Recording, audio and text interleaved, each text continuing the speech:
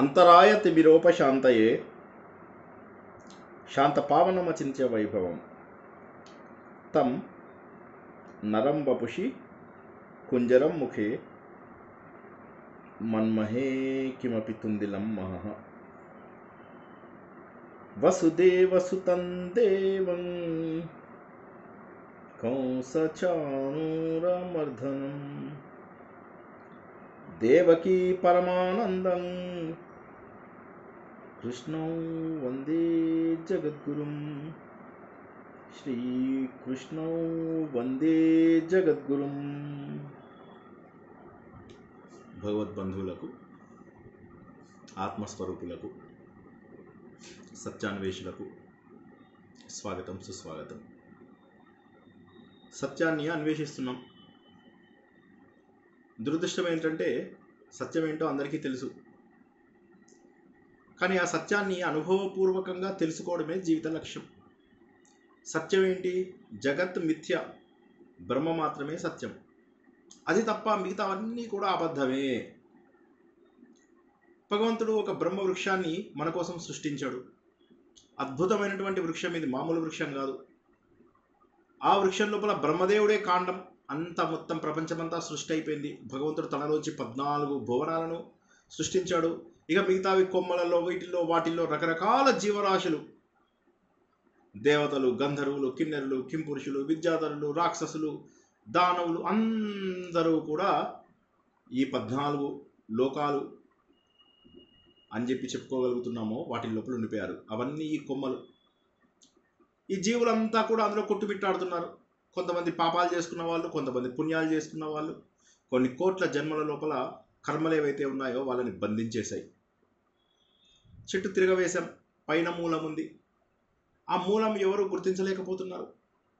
ఆ మూలము భగవంతుడు. కానీ ఆ మూలాన్ని చూసే సమయం లేదు, శక్తి లేదు.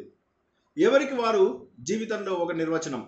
ఈరోజు నేను ఆనందంగా ఉండాలి, అంతే. నా జీవితం యొక్క నిర్వచనం ఏంటంటే ఆనందంగా ఉండాలి.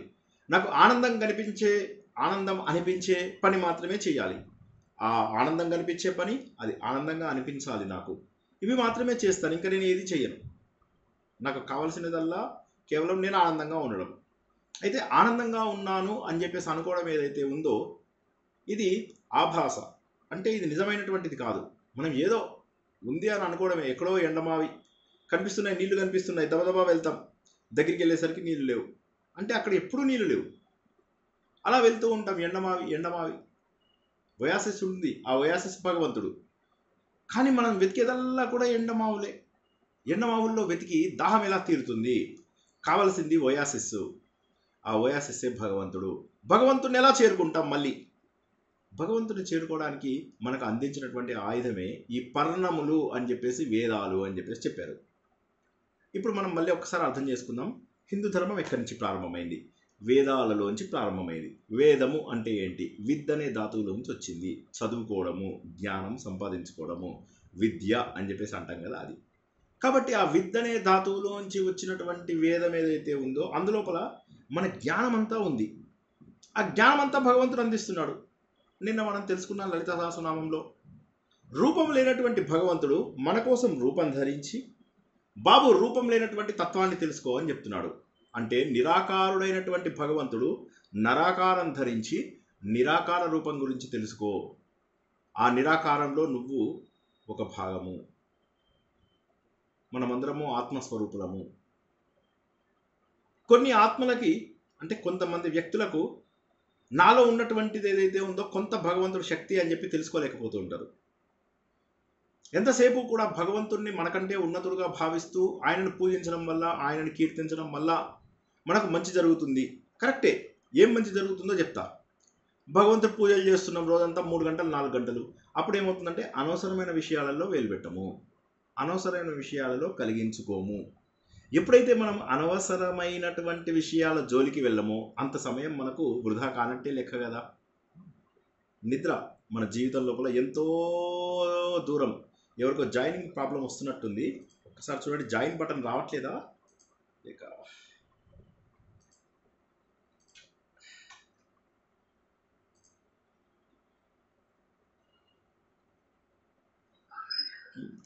సార్ మా పక్క అమ్మాయి జాయిన్ అయింది సార్, అమ్మాయికి రాలేదని మెసేజ్ పెట్టి.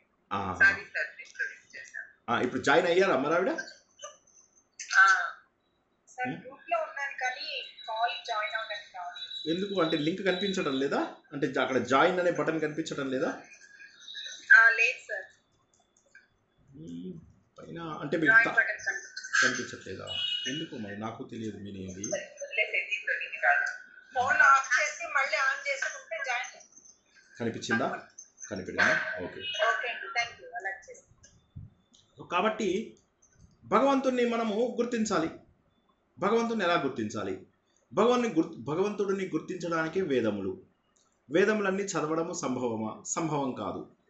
మరి వేదముల సారం చదవాలి. వేదముల సారం ఎక్కడుంది? భగవద్గీతలో ఉంది. భగవద్గీత వేదాలలో ఉన్నటువంటి జ్ఞానమంతా కూడా వేదాలలో చివరి భాగంలో ఉంది. దాన్నే వేదాంతం అంటాం. ఆ వేదాంత సారమే భగవద్గీత. 700 శ్లోకాలలో, కేవలం 700 శ్లోకాలలో భగవంతుడు ఒక మనిషి ఎలా జీవించాలి, ఒక మనిషి ఏమి సాధించాలి, దీనినే ఏమంటారంటే జీవన విధానము, జీవిత లక్ష్యము అంటారు. జీవన విధానము అంటే మనం ఎలా బతకాలి, జీవిత లక్ష్యము ఏమి సాధించాలి. జీవన విధానం ఎలా ఉండాలి? ధర్మము, అర్థము, కామము అంటే ధర్మబద్ధమైనటువంటి జీవితం, కావలసిన వస్తువులను కొనుక్కుంటూ కావలసినంత డబ్బు సంపాదించుకోవడం. ఇది ధర్మము, అర్థము, కామము. ఇందులో ఏ రకమైన తప్పు లేదు. చాలామంది దురదృష్టవశాత్తు మీ స్నేహితులలో కానీ వాళ్ళలో కానీ చాలామంది అడుగుతుంటారు, ఎవడు ఏ పని చేయకుండా ఉంటే ఏమొస్తుంది, ముక్కు మూసుకుని కూర్చుంటే ప్రపంచం ఎలా నడుస్తుందని. వాళ్ళు అనేది కరెక్ట్. అది మన భగవద్గీత కూడా ముక్కు మూసుకొని కూర్చో అని చెప్పి చెప్పదు. ఏమంటుందంటే పని చెయ్యి అంటుంది. అర్జునుడు పని చెయ్యను అన్నందుకే గోడ వచ్చింది కదా. కాబట్టి పని చేసి తీరాల్సిందే, పని చేసి తీరాల్సిందే. కర్మ చేయవలసినటువంటి వయసులో కర్మ చేయాలి. కర్మ చేయాల్సిన వయసులో నేను కర్మ చేయను, సన్యాసంకి వెళ్ళిపోతాను అంటే తప్పు.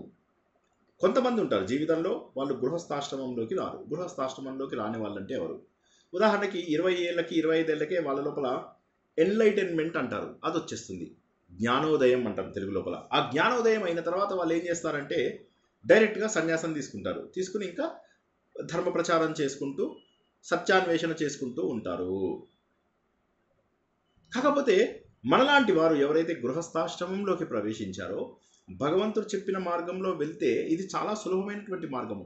ఎందుకంటే ఈ మార్గంలో మనం వెళ్తూ వెళ్తూ వెళ్తూ ఏమవుతుందంటే ముందు ధర్మబద్ధంగా ఉండాలి, తర్వాత ధర్మబద్ధంగా డబ్బు సంపాదించాలి, ధర్మబద్ధంగా కార్లు, బంగ్లాలు అన్నీ కొనుక్కోవాలి. తర్వాత చివరికి 50 ఏళ్ళ తర్వాత సాధించినటువంటి సుఖాలపైన విరక్తి రావాలి. ఏం సాధించారు? ఇప్పుడు మొదటిసారి ఎవడో ఒక మాల్కి తీసుకెళ్తే ఆ లైట్లు, ఆ ఏసీ, ఆ రకరకాల దుకాణాలు అన్నీ బాగా అనిపిస్తాయి. రెండో రోజు మళ్ళీ అక్కడికే వెళ్తాం, బోర్ కొట్టాలి. మూడో రోజు ఇంకా బోర్ కొట్టాలి. నాలుగో రోజు ఇంకా బోర్ కొట్టాలి.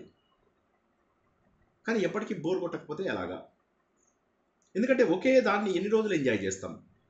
అన్నం తినడం అవి వేరు, అవన్నీ మనకు ఫిజియలాజికల్ నీడ్స్. అవి కాకుండా మిగతా విషయాలలో మనకు ఏ విధమైనటువంటి విసుగు కలగకపోతే మనతో తప్పు ఉంది అని లెక్క. అదేవిధంగా ఫంక్షన్స్కి వెళ్ళడము, పార్టీలకు వెళ్ళడము, అవే చీరలు, అవే జనాలు, వీళ్ళ మీద వాళ్ళ మీద చెప్పుకోవడాలు, మళ్ళీ అవే ఫోటోలు దిగడాలు, కొన్ని వందల ఫోటోలు. ఒకప్పుడైతే కనీసము తక్కువ ఫోటోలు దిగే వాళ్ళము, వాటిని మళ్ళీ చూసుకుని ఆనందపడుతూ ఉండేవాళ్ళము. కానీ ఇప్పుడు ఏంటంటే కొన్ని వందల ఫోటోలు దిగుతున్నాం. దిగిన తర్వాత అందులో 10 ఫోటోలు కూడా చూడడం లేదు.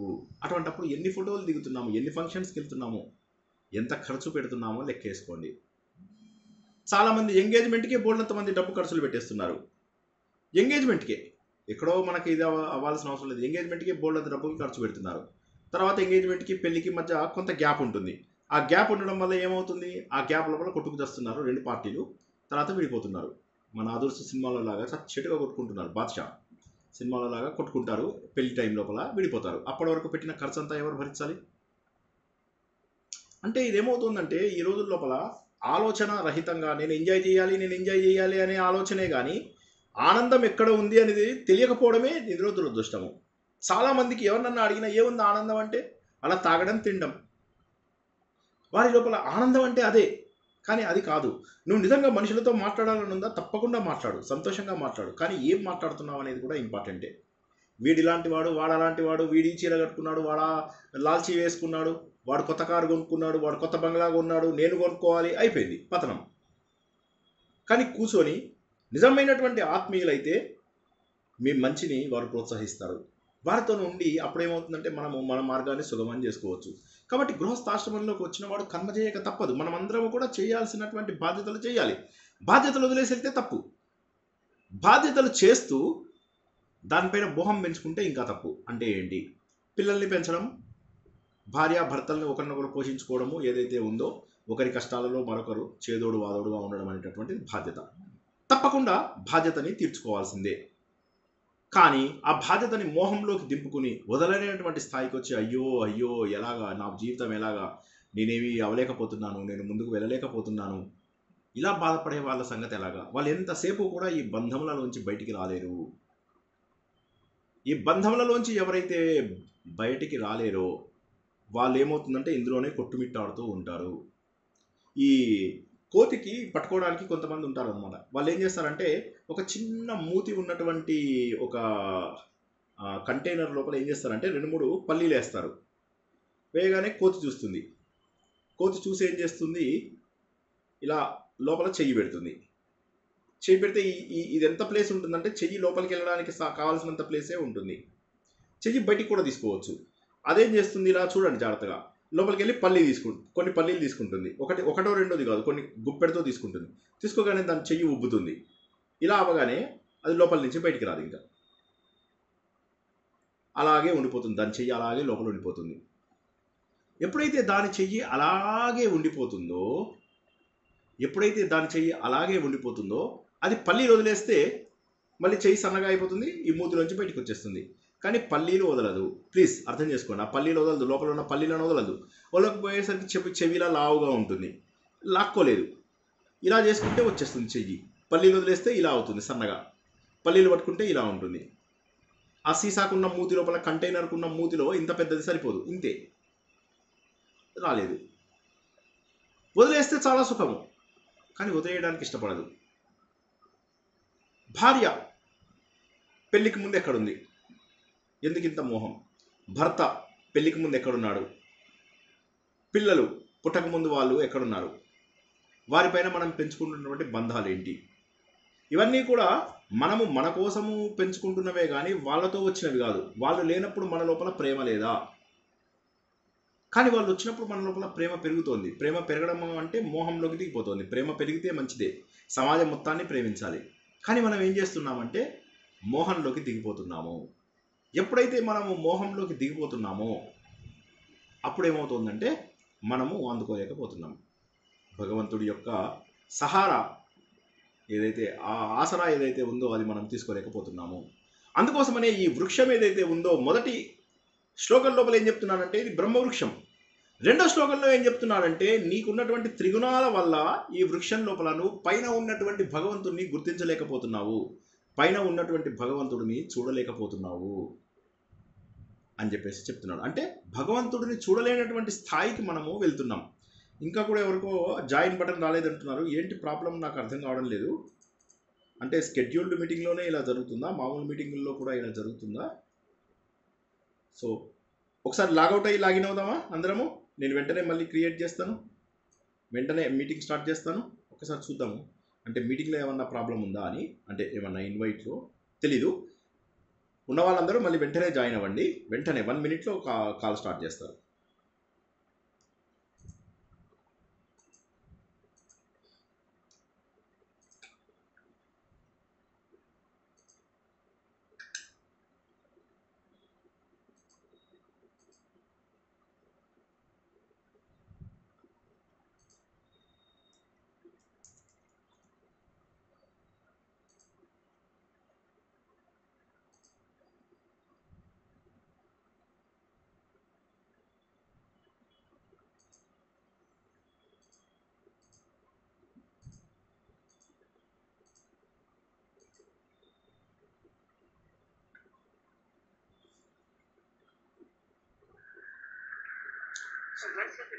జై శ్రీకృష్ణ. ప్రారంభించేసుకుందాం. సో ఇంకా మరి ఏమైందో తెలియదు. మొత్తం మీద అయితే మళ్ళీ ఒకసారి లాగిన్ అయ్యి చూద్దాము అందరూ జాయిన్ అయ్యారేమో చూద్దాము. సో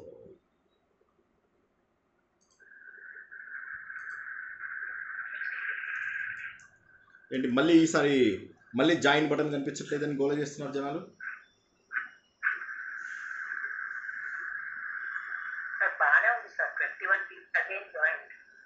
కాదు మళ్ళీ యశోదాదేవి గారు వాళ్ళు ఇంక కొంతమంది జాయిన్ అయ్యారు. ఏదో ప్రాబ్లం ఉన్నట్టుంది, గ్రూప్లోనే ప్రాబ్లం ఉందేమో మరి నాకు తెలియదు, అర్థం కావడం లేదు.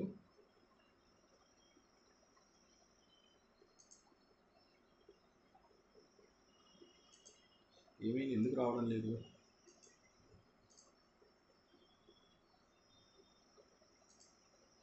చాలామంది జాయిన్ అవ్వలేకపోతున్నారు.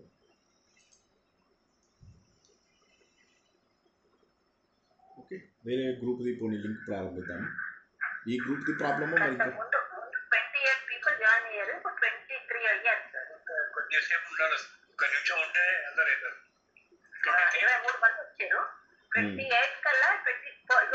థర్టీ ఫోర్ ఉండే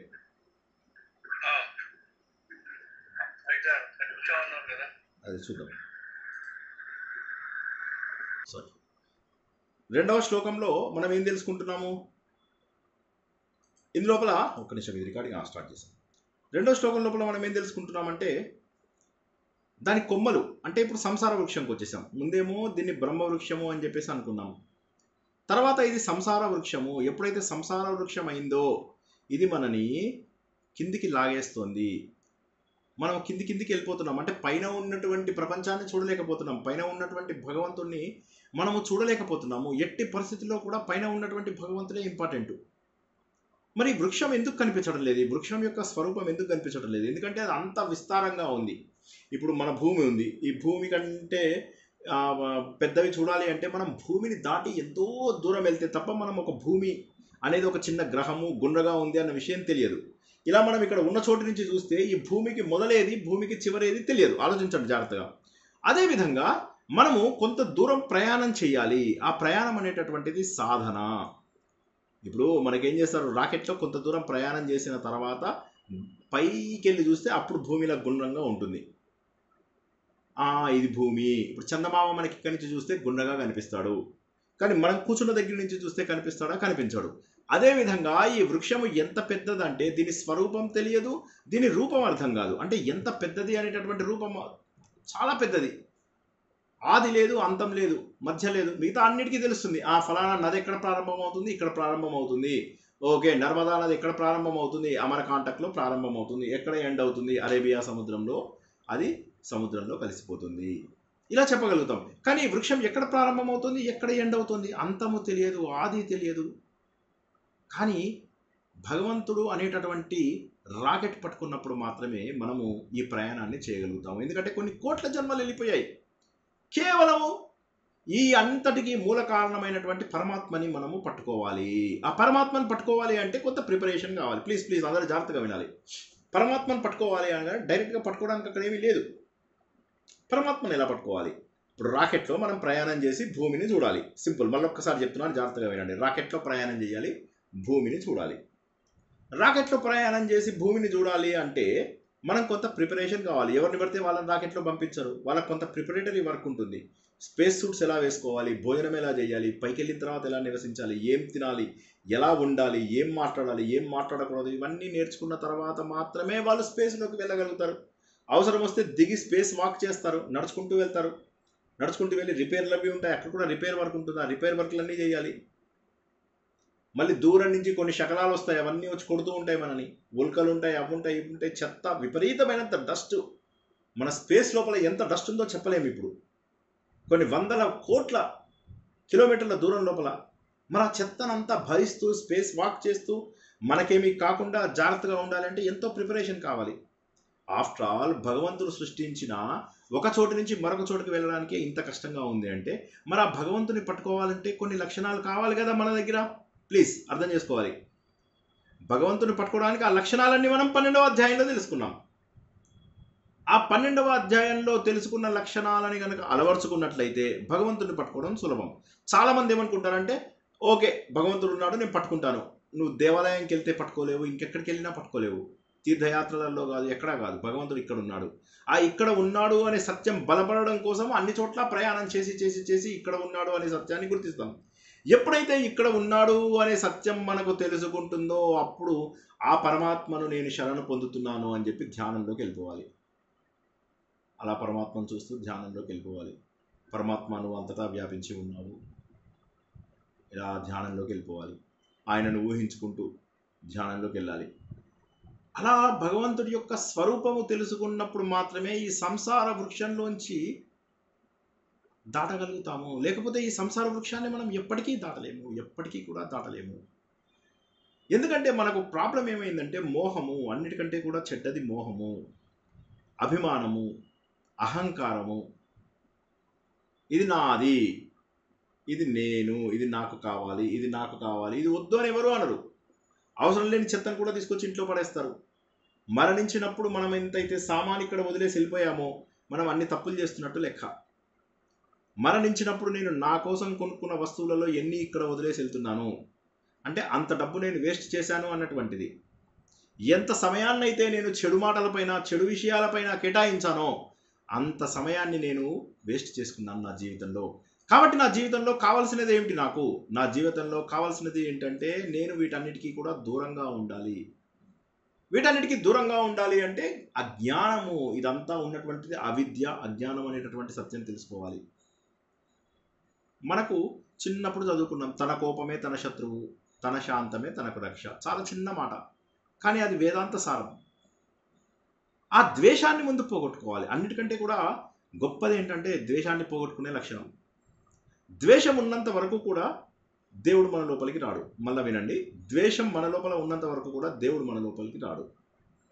అలాగే కోరికలు క్రమ పద్ధతిలో తగ్గించుకుందాం. ముందు ఫస్ట్ ద్వేషాన్ని తగ్గించుకుందాం. చాలా సులభమైన టెక్నిక్ చెప్తున్నాను, జాగ్రత్తగా వినండి. ద్వేషాన్ని ముందు తగ్గించుకుందాం. ద్వేషాన్ని తగ్గించుకున్న తర్వాత కోరికలు తగ్గించుకోవాలి. ద్వేషాన్ని తగ్గించుకుంటే దేవుడు మన లోపలికి రావడానికి ప్రయత్నం.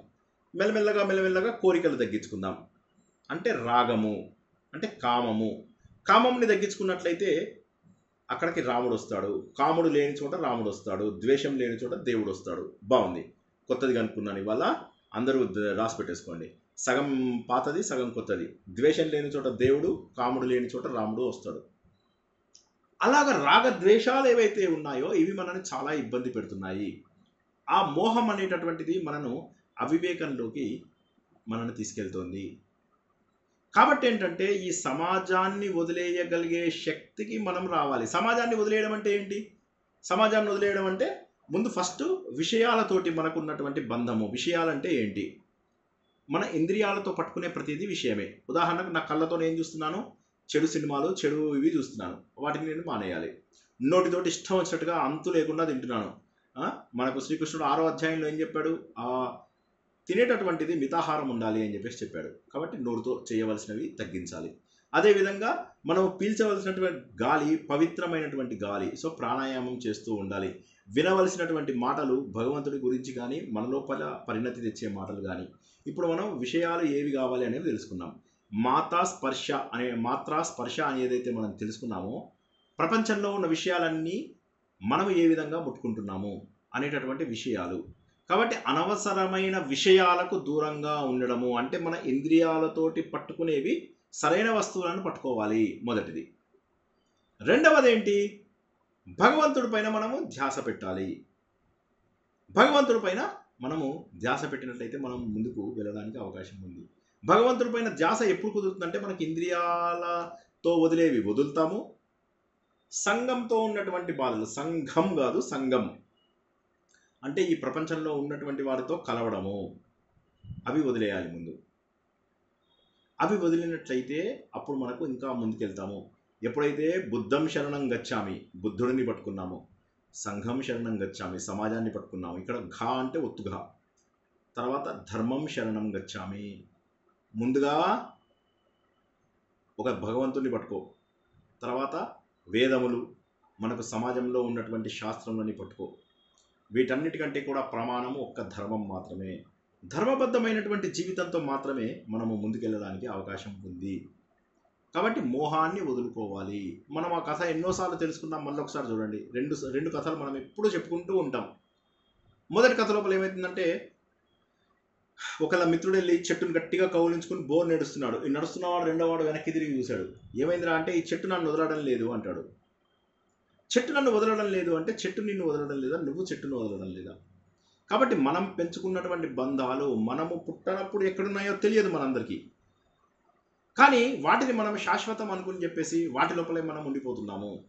దాన్ని వదలకుండా అవి మనల్ని వదలడం లేదు. ఎవరినన్నా అడగండి, కొద్దిగా బాధ్యతలు తీరిపోతే నేను మంచి పనులు చేస్తాను. ఎవరినన్నా అడగండి, నువ్వేంటయ్యా నీ గోల్ ఏంటయ్యా అంటే నేను సోషల్ వర్క్ చేస్తాను.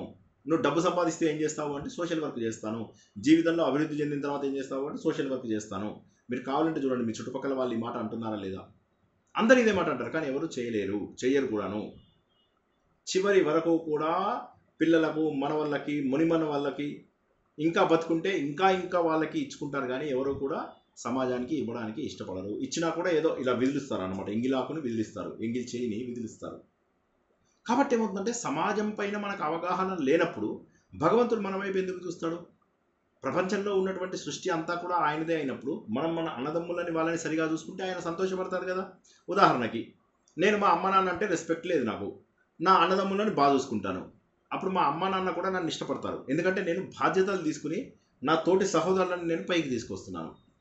అమ్మ నాన్న కూడా ఇష్టపడతారు. కాబట్టి భగవంతుడిని ఇష్టపడకపోయినా పర్వాలేదు, కానీ సమాజానికి మనం ఇష్టపడాలి. సమాజంలో ఉన్నటువంటి సేవ మొత్తము చేయాలి. సమాజంలో ఉన్నటువంటి రుగ్మతలన్నింటినీ కూడా మనం పోగొట్టుకోవాలి. స్వార్థాన్ని వదిలేసేయాలి. కాబట్టి ఏంటంటే మనకు ఉన్నటువంటి ఈ జ్ఞానం, ఈ ఆలోచన ద్వారా వచ్చిన జ్ఞానంతో మన అజ్ఞానాన్ని పోగొట్టుకోవాలి. అటువంటి వాళ్ళు మాత్రమే పరమపదం పొందుతారు. పరమపదం అంటే భగవంతుడి యొక్క మార్గం. పరమ అంటే గొప్పదైనటువంటి, పదము అంటే మార్గము. ఆ భగవంతుడి మార్గంలోకి వెళ్ళగలిగే వారు ఎవరు అంటే గట్టి నిశ్చయం చేసుకున్న వాళ్ళు. ఇవాళ నిశ్చయం చేసుకోవాలి, లేదు ఇంకా నాకు ఇది దొరకడం లేదు, ఈ సంసార వృక్షం ఏదైతే ఉందో దీని ఆది అంతము నాకు తెలియడం లేదు, దేవుడా ఈ రోజు నుంచి నేను డిసైడ్ చేసుకున్నాను. ఆ నిశ్చయం గట్టిగా ఉండాలి. నిశ్చయం చేసుకున్న తర్వాత నిశ్చయం చేసుకుంటే సరిపోదు. వాడు మల్లీశ్వరి సినిమా లోపల వాడు చెప్తాడనమాట, మల్లీశ్వరి దొరికేదాకా పచ్చి మంచినీళ్ళు కూడా ముట్టను అంటాడు. అని పక్కన టీ తీసుకుంటాడు. టీ తీసుకుని తాగుతూ, ఏమిటయ్యా టీ వేడిగా ఉండాలని తెలీదా అని చెప్పేసి చెప్తాడు. సో దృఢ నిశ్చయమే కాదు, దానికి కావాల్సినటువంటి ప్రయత్నం కూడా ఉండాలి. ఆ ప్రయత్నం లేనప్పుడు లాభం ఏమిటి? కాబట్టి ఏంటంటే అసంగ శస్త్రము. ఎన్నిసార్లు మనకు ప్రతి అధ్యాయంలో ఒక్కసారైనా భగవంతుడు అసంగ శస్త్రం చెప్తున్నాడు. అసంగ శస్త్రము ఉంటే తప్ప మనము పరిణతి చెందే అవకాశం లేదు. ఎన్ని పూజలు చేసినా, ఎన్ని పునస్కారాలు చేసినా, ఎన్ని అభిషేకాలు చేసినా, ఎన్ని పారాయణాలు చేసినా, పిచ్చి పాటలు, పిచ్చి డాన్సులు, గంతులు వేసినా, నేను పెద్దగా నేను టెంపుల్ కట్టించంటే నేను తక్కువ, నేను టెంపుల్ కట్టిస్తాను బాబు. అక్కడ పాడైపోయినవి కొన్ని వందల వేల టెంపుల్స్ ఉన్నాయి. ముందు వాటి సంగతిని చూద్దాం. దాని గురించి ఎవరు ఆలోచించరు. కాబట్టి ఏంటంటే ముందుగా నేను ఏదో టెంపుల్ కట్టించాలి, ఏదో హడావిడిగా ఏదో చేయాలి కాదు. భగవంతుడు నిన్ను టెంపుల్ కట్టించు అనలేదు, గుండె లోపల టెంపుల్ కట్టించు అని చెప్పేసి అన్నాడు. నీ హృదయం లోపలే టెంపుల్ కట్టు భగవంతుడికి. ఆలయం దేహమేరా దేవాలయం, జీవుడే సనాతన దైవం. ఈ జీవుడే ఎల్లప్పుడూ ఉండేటటువంటి ఆ దైవం, జీవుడే సనాతన దైవం, ఎప్పుడూ ఉండేటటువంటి దేవుడు, మనలోనే దేవుడు ఉన్నాడు. ఇది గట్టిగా నమ్మాలి. మనం గట్టిగా నమ్మడానికి ఇష్టం అనిపించదు, ఎందుకంటే మనకు బోల్డ్ అని ప్రోగ్రామ్స్, బోల్డ్ అని విషయాలు, చాలా బిజీ. ఎవరిని అడిగినా బిజీగా ఉంటాడు, ఒక్క పని చేయడు, కానీ ఏది అడిగినా బిజీ. ఏదో కూర్చొని కబుర్లు చెప్తూ సమయాన్ని వృధా చేయడమే కానీ సరైనటువంటి పరమాత్మ జ్ఞానము తెచ్చుకోవాలి అని ఎవరికీ అనిపించదు. అదే భగవంతుడు చెప్తున్నాడు 12వ అధ్యాయంలో, నువ్వు లక్షణాలన్నీ డెవలప్ చేసుకుని ఇప్పుడు దృఢైన చిత్వ, గట్టి నిశ్చయంగా దృఢంగా నిశ్చయించుకో. అసంగ శస్త్రం అంటే అది అసంగ శస్త్రం అనేది ఏమన్నా అస్త్రమా? నిజంగా శస్త్రము కాదు, అస్త్రము కాదు. అది అసంగము అనేటటువంటిది అభ్యాసము.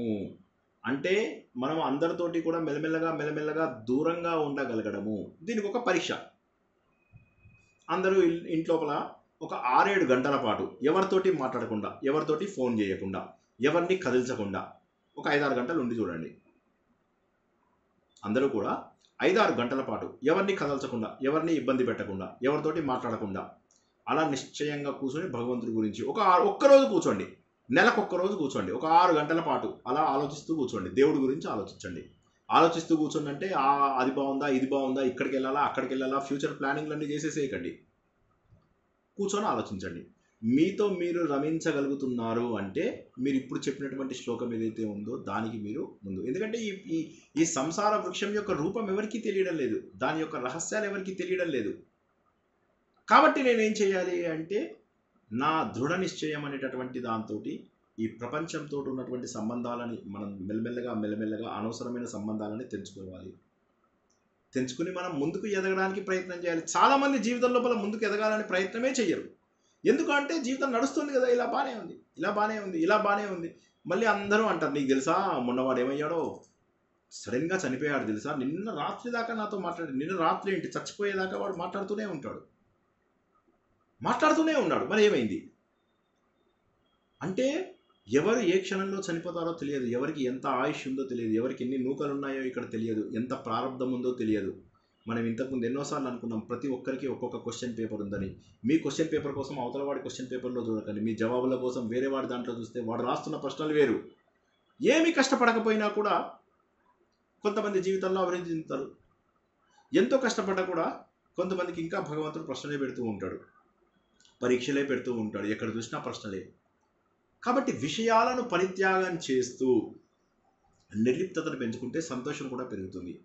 అప్పుడు భగవంతుడిని అనన్య భక్తితో ప్రేమించగలుగుతాం. మళ్ళీ ఒక్కసారి చెప్తున్నాను, జాగ్రత్తగా వినండి. సంఘ వివర్జిత అనేటటువంటి పదం మనం 11వ అధ్యాయం నుంచి తెలుసుకుంటూ వస్తున్నాము. అంతకుముందు కూడా ఎన్నోసార్లు చెప్పారు. అది మనం సమాజాన్ని వదిలిన తర్వాత, సమాజానికి మెల్లమెల్లగా దూరమైన తర్వాత అప్పుడు మాత్రమే అనన్య భక్తి వస్తుంది. అప్పుడే మనకు భగవంతుడిని తెలుసుకోవాలనేటటువంటి ఆలోచన వస్తుంది. కాబట్టి జ్ఞానం కావాలి అంటే దానికోసం తపించాలి. మనందరికీ తెలుసా కథ, రామకృష్ణ పరమహంస దేవుని చూపించు అంటే నీళ్ళలోకి ముంచేసట్టు ఒకరిని, గిలగిల కొట్టుకున్నాక వాడు ప్రాణం పోతుందేమో అన్న టైం లోపల వదిలేశాడు. వాడు పైకి వచ్చేసి అమ్మ తప్పించిపోయాను అంటే, ఏ విధంగానైతే నువ్వు ఊపిరి కోసం తప్పించావో అదే విధంగా భగవంతుడి కోసం తప్పిస్తే నీకు భగవంతుడు దొరుకుతాడు. ఈ సంసారం అనే వృక్షం ఏదైతే ఉందో, కొమ్మలు పైకి కిందికి త్రిగుణాలతోని ఈ నీళ్ళతోని తడపబడుతున్నాయి.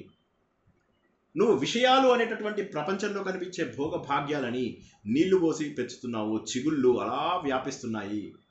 అహంకారము మమకారము ఊడల్లాగా కొమ్మల్లాగా పెరిగిపోతున్నాయి, వ్యాపించిపోతున్నాయి. ఇందులోపల నుంచి భగవంతుని చూడడం దాదాపుగా అసంభవము. దీని మొదలెక్కడా చివరెక్కడా తెలియడానికి అవకాశం లేదు. కాబట్టి నీ లోపల అసంగ శస్త్రంతో నరుక్కుంటూ రాయి చెట్టుని. అంటే ఏంటి నరకడం? చేతి లోపల నిజంగా శస్త్రం లేదు, అస్త్రం లేదు, ఎలా నరుకుతాను? అసంగము.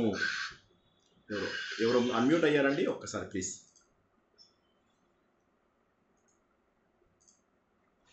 అసంగము అంటే ఎప్పుడైతే మనము సంఘంలో ఉన్నటువంటి వారిని మెల్లమెల్లగా వదులుచుకుంటూ ఉంటామో అప్పుడు అహంకారం అనే కొమ్మ, మమకారం అనే కొమ్మ కరిగిపోతూ ఉంటాయి. ప్లీజ్ ఎవరు మ్యూట్లో మళ్ళీ అన్మ్యూట్ అవుతున్నారండి ఒక్కసారి చూసుకోండి, ఎవరిది వారు చూసుకుని మ్యూట్ చేసుకోండి. మళ్ళీ నేను చేయడం కష్టం కదా ఒక్కొక్కరిని వెతుక్కుంటూ. కాబట్టి అహంకారము మమకారము ఇవి ఆటోమేటిక్గా తగ్గిపోతాయి. మనకు అహంకారము తగ్గిపోతుంది, మమకారము తగ్గిపోతుంది. కాబట్టి అసంగము అనేటటువంటిది అన్నిటికంటే కూడా ముఖ్యము. కాబట్టి అప్పుడు మాత్రమే మనం భగవంతుణ్ణి అన్వేషించగలిగేటటువంటి శక్తి మనకు వస్తుంది. జ్ఞానం కావాలంటే జ్ఞానం కోసమే ప్రయత్నం చేయాలి. నాకు మోహం వద్దు అంటే ఏం చేయాలి? మెల్లమెల్లగా తగ్గించుకోవాలి. మోహం ఎందుకోసం వస్తుంది? ఎందుకోసం అంటే నన్ను నేనే ఇష్టపడుతున్నాను కాబట్టి నాకు మోహము. భార్య లేనప్పుడు ఎవరిని ప్రేమించేవాళ్ళం, పిల్లలు లేనప్పుడు ఎవరిని ప్రేమించేవాళ్ళం. ఇవాళ వారే మన ప్రపంచమై ఎందుకున్నారు అంటే నా కోసము, నేను స్వార్థం కోసమని చెప్పేసేసి నేనేం చేస్తున్నానంటే ఈ మార్గాల్లో ఉండిపోతున్నాను, బయటికి రావడానికి ఇష్టపడడం లేదు, కేవలం స్వార్థం. మనము బృహదారణ్యక ఉపనిషత్తు లోపల కథ తెలుసుకున్నాం చాలా రోజుల కింద. అందులోపల ఆయన తన భార్యలిద్దరికీ ఆస్తి ఇచ్చేస్తాడు, ఇచ్చేసి బయలుదేరుతున్నాడు. ఆయన వాళ్ళ భార్య అడుగుతుంది, ఎందుకు వెళ్తున్నారు మీరు అంటే, ఇచ్చాను కదా ఆస్తి అంతా ఇచ్చేసాను కదా అంటే, లేదు స్వామి మీరు ఎందుకు వెళ్తున్నారు అంటే, ఈ సమాజంలో జ్ఞానం తెలుసుకోవడానికి వెళ్తున్నాను నేను అంటాడు. అంటే ఈ డబ్బు కంటే వీటికంటే అన్నిటికంటే గొప్పదా అది అంటాడు. అంటే అవును, ఈ అన్నిటికంటే కూడా గొప్పది. అబ్బా అన్నిటికంటే గొప్పది అయితే నేను కూడా మీతో వస్తాను, వదిలేస్తుంది ఆమె కూడా అంటుంది, నాకు ఈ ఆస్తి అంతస్తులు ఏమీ వద్దు, నాకు మీరు కావాలని. కాత్యాయని మైత్రేయి. సో అందులో ఒక ఆవిడ ఉండిపోతుంది, ఒక ఆవిడ వచ్చేస్తుంది. అప్పుడు అంటుంది, నాకు అసలు కొంతైనా జ్ఞానబోధ చేయండి, what I going to get, నేనేం సాధించబోతున్నాను అంటే. అప్పుడు చెప్తాడు, ఈ ప్రపంచంలో నువ్వు ఏది చేసినా నీకోసమే చేస్తున్నావు, కానీ ఏమనుకుంటున్నావు అంటే నువ్వు వేరే వాళ్ళ కోసం చేస్తున్నాను అనుకుంటున్నావు, తప్పది, నీ సంతోషం కోసమే చేస్తున్నావు. అది ఇప్పుడు కళ్ళు తెరుచుకున్నాయా లేదా మనందరికీ ఆలోచించండి. ఒకసారి ఏమంటారంటే, కొంతమంది నేను బాధ్యతలు కదండి తప్పదు, ఏమీ కాదు. ఒక ముస్సల ఆయన మాతోటి అయోధ్యకి వెళ్ళినప్పుడు వచ్చాడు, 78 ఏళ్ళు 80 ఏళ్ళు ఉంటాయి ఆయనకి. ఆయన అంటున్నాడు, అన్నీ ఉన్నాయండి లైఫ్లో, ఇంకొక బాధ, నా కూతురుకు ఒక ఇల్లు కట్టించాలి, కొడుకు ఒక ఇల్లు కట్టించాను, ఇంకో కొడుకు ఒక ఇల్లు కట్టించాను, ఒక కూతురుకు ఒక ఇల్లు, ఇంకొక కూతురుకి ఇల్లు కట్టించాలి. ఇప్పుడు ఆయన టార్గెట్ అయితే ఇప్పుడు 80 ఇయర్స్కి ఆయన జీవితంలో పెట్టుకున్న టార్గెట్ ఏంటంటే ఇంకొక కూతురుకు కూడా ఇల్లు కట్టించాలి. ఏమైనా అర్థం ఉందా? వచ్చే జన్మలో వీళ్ళే శత్రువులుగా పుడతారు, లేదా పూర్వజన్మలో రుణం ఉన్న వాళ్ళే ఈ జన్మలో పుట్టుంటారు. రుణానుబంధ రూపేణ పశుపత్ని సుతాలయ. కాబట్టి ఇది ఆలోచన ద్వారా వస్తుంది. వైరాగ్యం అనేది ఏదో ఫటక్మని వచ్చేసేది కాదు, ఆలోచన ద్వారా వస్తుంది. ఇంట్లో వాళ్ళ పిల్లలు తిట్టారు మనని, మళ్ళీ మనం వాళ్ళని ప్రేమించేస్తాం. బయట వాళ్ళు తిడితే ప్రేమించం. ఇంట్లో ఉన్న వాళ్ళు ఎక్కువగా బాధ పెడతారు, కానీ ఇంట్లో ఉన్న వాళ్ళని మనం ఎక్కువ క్షమిస్తాం. ఒకసారి ఆలోచించండి. ఇవన్నీ ఆలోచించడానికి హింట్స్ ఇస్తున్నాను అంతే. నేను భగవంతుడు చెప్పిన మాట అయిపోయింది, చెప్పేశాను నేను. అసంగ శస్త్రం కావాలి అన్నాడు. అసంగ శస్త్రంతో మమకారం అహంకారాన్ని ఖండించాలి అన్నాడు. ఖండించమంటే అది నిజంగా వెళ్ళి ఖండిస్తామా? ఖండించం. అది పెంచుకుంటే ఇవి ఆటోమేటిక్గా కట్ అయిపోతాయి అంతే. పిల్లలతోని ఎప్పుడైతే అనుకుంటామో ఇదంతా ఏమిటి, ఎవరు భార్య ఎవరు పిల్లలు, మనం నిర్వాణ దశకంలో నిర్వాణ షట్కంలో తెలుసుకునేది అదే కదా. ఏం తెలుసుకున్నాం మనం నిర్వాణ దశకంలో నిర్వాణ షట్కం లోపల? ఏం తెలుసుకుంటున్నాం? ఇదే. ఎవరు మన వాళ్ళు కాదు, ఎవరు గురువు ఎవరు శిష్యుడు, ఎవరు ఈ ప్రపంచంలో ఎవరికెవరు, ఎవరు మనకు కాదు, ఎవరు మనకు కాదు. అటువంటప్పుడు మనకి ఇంకా లాభం ఏమిటి? మనం ఎందుకు ఇవన్నీ కష్టాలు పడుతున్నాం? ఎందుకు మనం ఏవో కావాలి అని చెప్పేసి ఆలోచిస్తున్నాం? ఈ ప్రపంచంలో మనవేవి కావు. మనం ఉన్నటువంటిది కేవలము భగవంతుడు మాత్రమే, మనకి ఇంకేమీ లేదు. న భూమిర్న తోయం న తేజో న వాయు న ఖన్నేంద్రియం వా న తేషాం సమూహ అనేకాంతికత్వాత్ సుషుప్తేక సిద్ధః తదేకో వశిష్ఠ శివం కేవలోహం. నేను కేవలము శివుణ్ణి మాత్రమే. అహం బ్రహ్మాస్మి. నేను ఎవరిని కాదు, పంచభూతాలు కాదు, నేను మనస్సును కాదు, ఇంద్రియాలను కాదు, కొడుకుని కాదు, కూతుర్ని కాదు, శిష్యుణ్ణి కాదు, గురువుని కాదు. నిర్వాణ దశకంలో ఆయన అదే చెప్పారు, నిర్వాణ షట్కంలో కూడా అదే చెప్పారు. ప్రతి చోట కూడా మనం ఇది తెలుసుకుంటున్నాం. ఏంటంటే భగవంతుడిని తెలుసుకోవాలి అంటే నేను ఇది కాదు అని ఆలోచిస్తూ ఉండాలి. దానికోసమని మనం ఇందాకటి నుంచి తెలుసుకుంటున్నాం ఏంటంటే, ఒకరోజు కూర్చోండి ఖాళీగా 5-6 గంటల పాటు ఆలోచించండి. ఏ మిత్రులు వద్దు, ఎవరు వద్దు, వాళ్ళతో నేను లేకుండా నాతో నేను సంతోషంగా ఉండగలిగానా? ఫోన్ పక్కన పెట్టేసేయండి. వీలైతే ఫోన్ని కిటికీ నుంచి బయట పారేయండి. అక్కడ మోరీ ఉంటే మరీ మంచిది, డ్రైనేజు కాదు. హైదరాబాద్లో కొద్దిగా క్లీన్గా ఉంటాయి కాబట్టి ఎక్కువ డ్రైనేజీలు దొరకవు. ఎక్కడో పల్లెటూర్లకో ఇంకా డెవలప్డ్ కాని ప్లేసులకో వెళ్ళి పారేసేయండి. వాడు చెప్పాడనమాట, స్వర్గం దగ్గర ఒక చిన్న షాప్ పెట్టుకున్నాడు. 10 రూపాయలకే ప్రశాంతత, కేవలం 10 రూపీస్కే మీకు కావాల్సిన శాంతి అని. అందరు అక్కడి నుంచి వెళ్తుంటే వాడి దగ్గర ఒక పెద్ద సుత్తి ఉంటుంది, హ్యామర్. వాడు దాన్ని ఏం చేస్తాడంటే, వీళ్ళ సెల్ ఫోన్ ఇవ్వగానే దాన్ని 10 రూపాయలకు బద్దలు కొట్టేస్తాడు అనమాట. కొట్టేసి పడేస్తాడు. అప్పుడు వాళ్ళకి 10 రూపాయలు ఇచ్చి వెళ్ళిపోవాలి. 10 రూపాయలకే ప్రశాంతత. కాబట్టి ఫోన్ని మనము ఎలా వాడుకోగలుగుతున్నాము? మంచి పర్పసెస్కా, చెడ్డ పర్పసెస్కా? మిత్రులని, ఆత్మీయులు అనుకున్న వాళ్ళని ఎలా వాడుకుంటున్నాము? ఎవరు ఆత్మీయులు మీకు? మీ ఆత్మకు సంబంధీకులు మాత్రమే ఆత్మీయులు. మీకు బంధువులు మీ శరీరంతో ఏర్పడిన బంధములు కాదు. మళ్ళొకసారి చెప్తున్నా, ఈ శరీరంతో ఏర్పడిన బంధాలు కావు, మీ ఆత్మతో ఏర్పడిన బంధాలు. కాబట్టి వాళ్ళు ఎవరంటే నాకు చాలా ఆత్మీయులు. ఏంటి ఆత్మీయులు అంటే? అక్కడ మీరు గుర్తుంచుకోవాలి. అటువంటి వారితో సమయాన్ని ఎక్కువ కేటాయించండి. వారితో సమయాన్ని కేటాయించి వారి అభివృద్ధిని కోరండి, మీరు అభివృద్ధి చెందండి. అప్పుడు ఏమవుతుందంటే మీకు ఈ మోహం అనేటటువంటిది పోతుంది. ఇప్పుడు మీకు మోహం అనేది ఎటు పోతుందో చెప్తున్నా. రెండోది అవివేకం పోగొట్టుకోమంటున్నాడు భగవంతుడు 5వ శ్లోకం లోపల. 5వ శ్లోకంలో అవివేకం పోగొట్టుకో అంటే మీనింగ్ ఏంటి? అవివేకం, అజ్ఞానం. ఇదంతా కూడా నా సొంతము, ఇక్కడి నుంచి నేను ఎప్పటికీ బయటికి వెళ్ళను. ప్రతి ఒక్కరు కూడా అనుకునేది ఇదే. అజ్ఞానం. వీరంతా నా బంధువులు, వీరి కోసం నేను ఏదైనా చేయాలి. వాళ్ళు నన్ను తిట్టినా సరే, కొట్టినా సరే, ఏం చేసినా సరే, పిల్లలు, బంధువులు, వీళ్ళందరూ అవమానాలు చేస్తూ ఉంటారు. ఘోరాతి ఘోరమైనటువంటి అవమానాలు చేస్తారు. 1 నిమిషం బాధ, 1 నిమిషం సంతోషం, వాటికి దూరంగా ఉండాలి. ఆ మోహానికి, అవివేకానికి దూరంగా ఉండాలి. ఇష్టాలను వదిలేయాలి. మనం 12వ అధ్యాయంలో తెలుసుకున్నాం. రాగద్వేషాలను ఎలా వదిలేయాలో ఇందాక తెలుసుకున్నాం. సుఖం అనేటటువంటి దాన్ని, బాధ అనేటటువంటి దాన్ని మనం పట్టించుకోకుండా ఉండాలి. జ్ఞానం తెచ్చుకోవాలి అంటే ముందు అజ్ఞానం దూరం అయితే జ్ఞానం అదే వస్తుంది.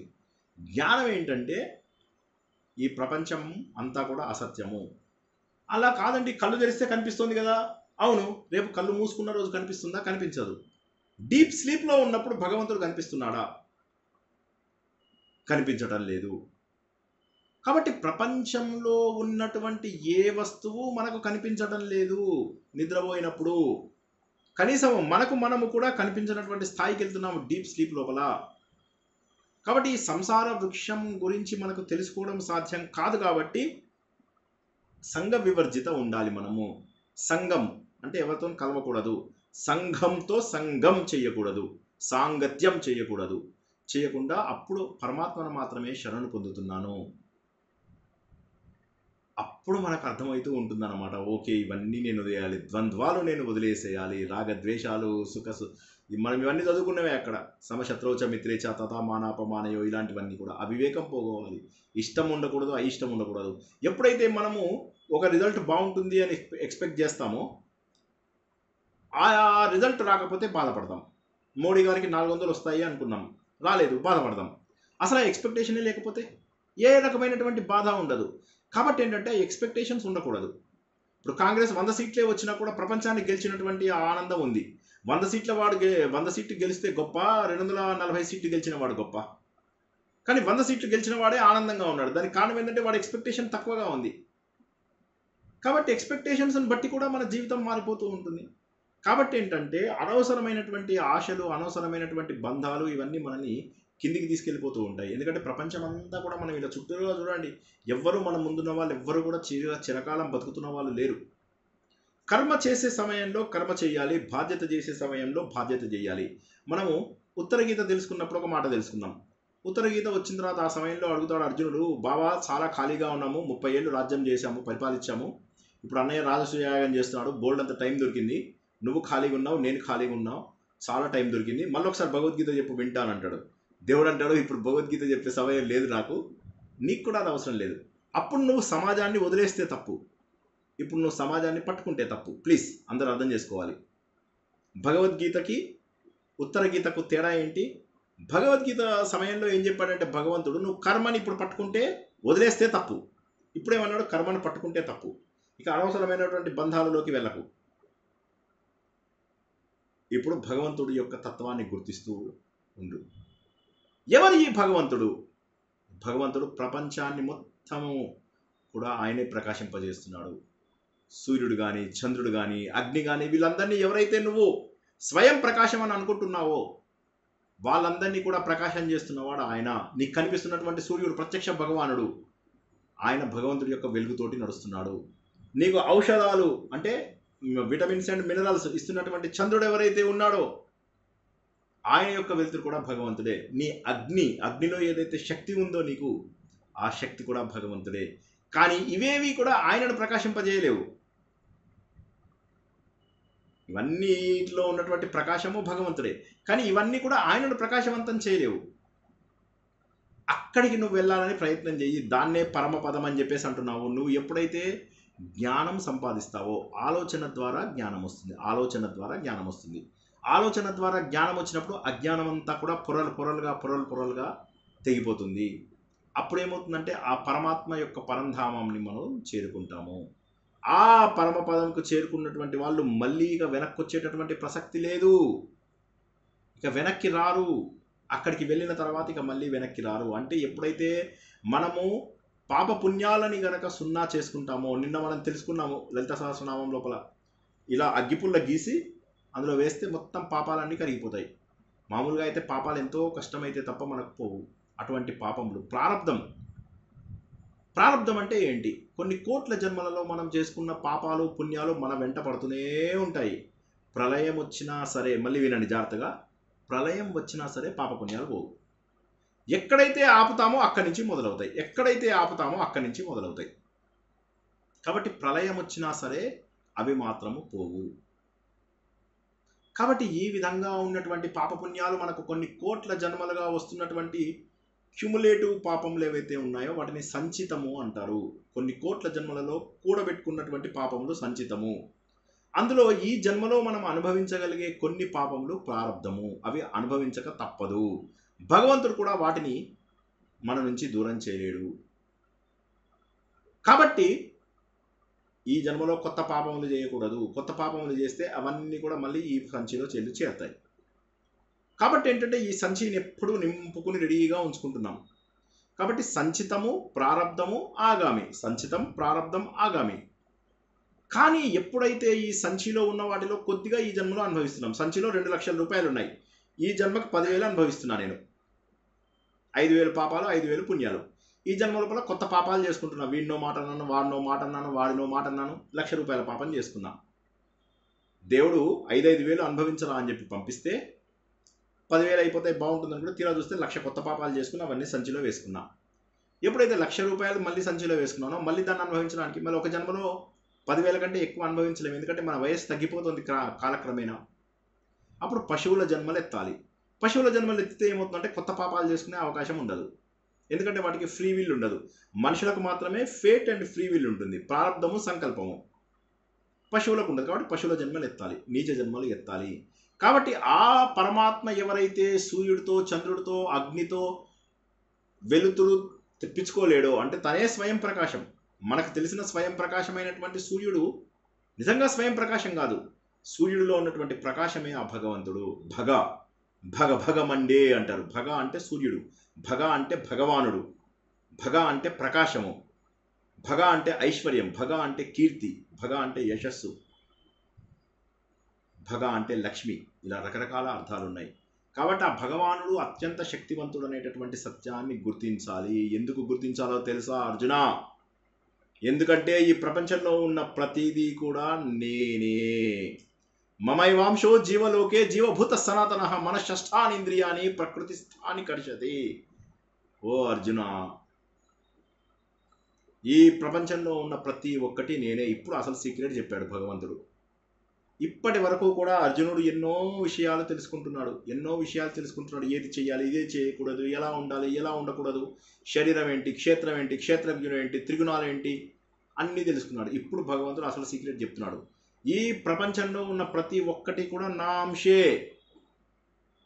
కానీ మనస్సు షష్ఠాని ఇంద్రియాని, అంటే మనస్సుతో కలుపుకుని మిగతా 5 ఇంద్రియాలు, జ్ఞానేంద్రియాలు ప్లస్ మనస్సు, ఈ 6 కలిసి ప్రకృతితోటి లాగబడుతున్నాయి. లాగబడుతున్నాయి, ఆకర్షింపబడిపోతున్నాయి. ఈ ప్రకృతి లోపల ఉన్నటువంటి లక్షణాలు ఏంటి? సాత్విక, రాజసిక, తామసిక గుణాలు. ఇవేం చేస్తున్నాయంటే, నువ్వు ప్యూర్ పర్సన్వి, నువ్వు శుద్ధ స్ఫటికానివి.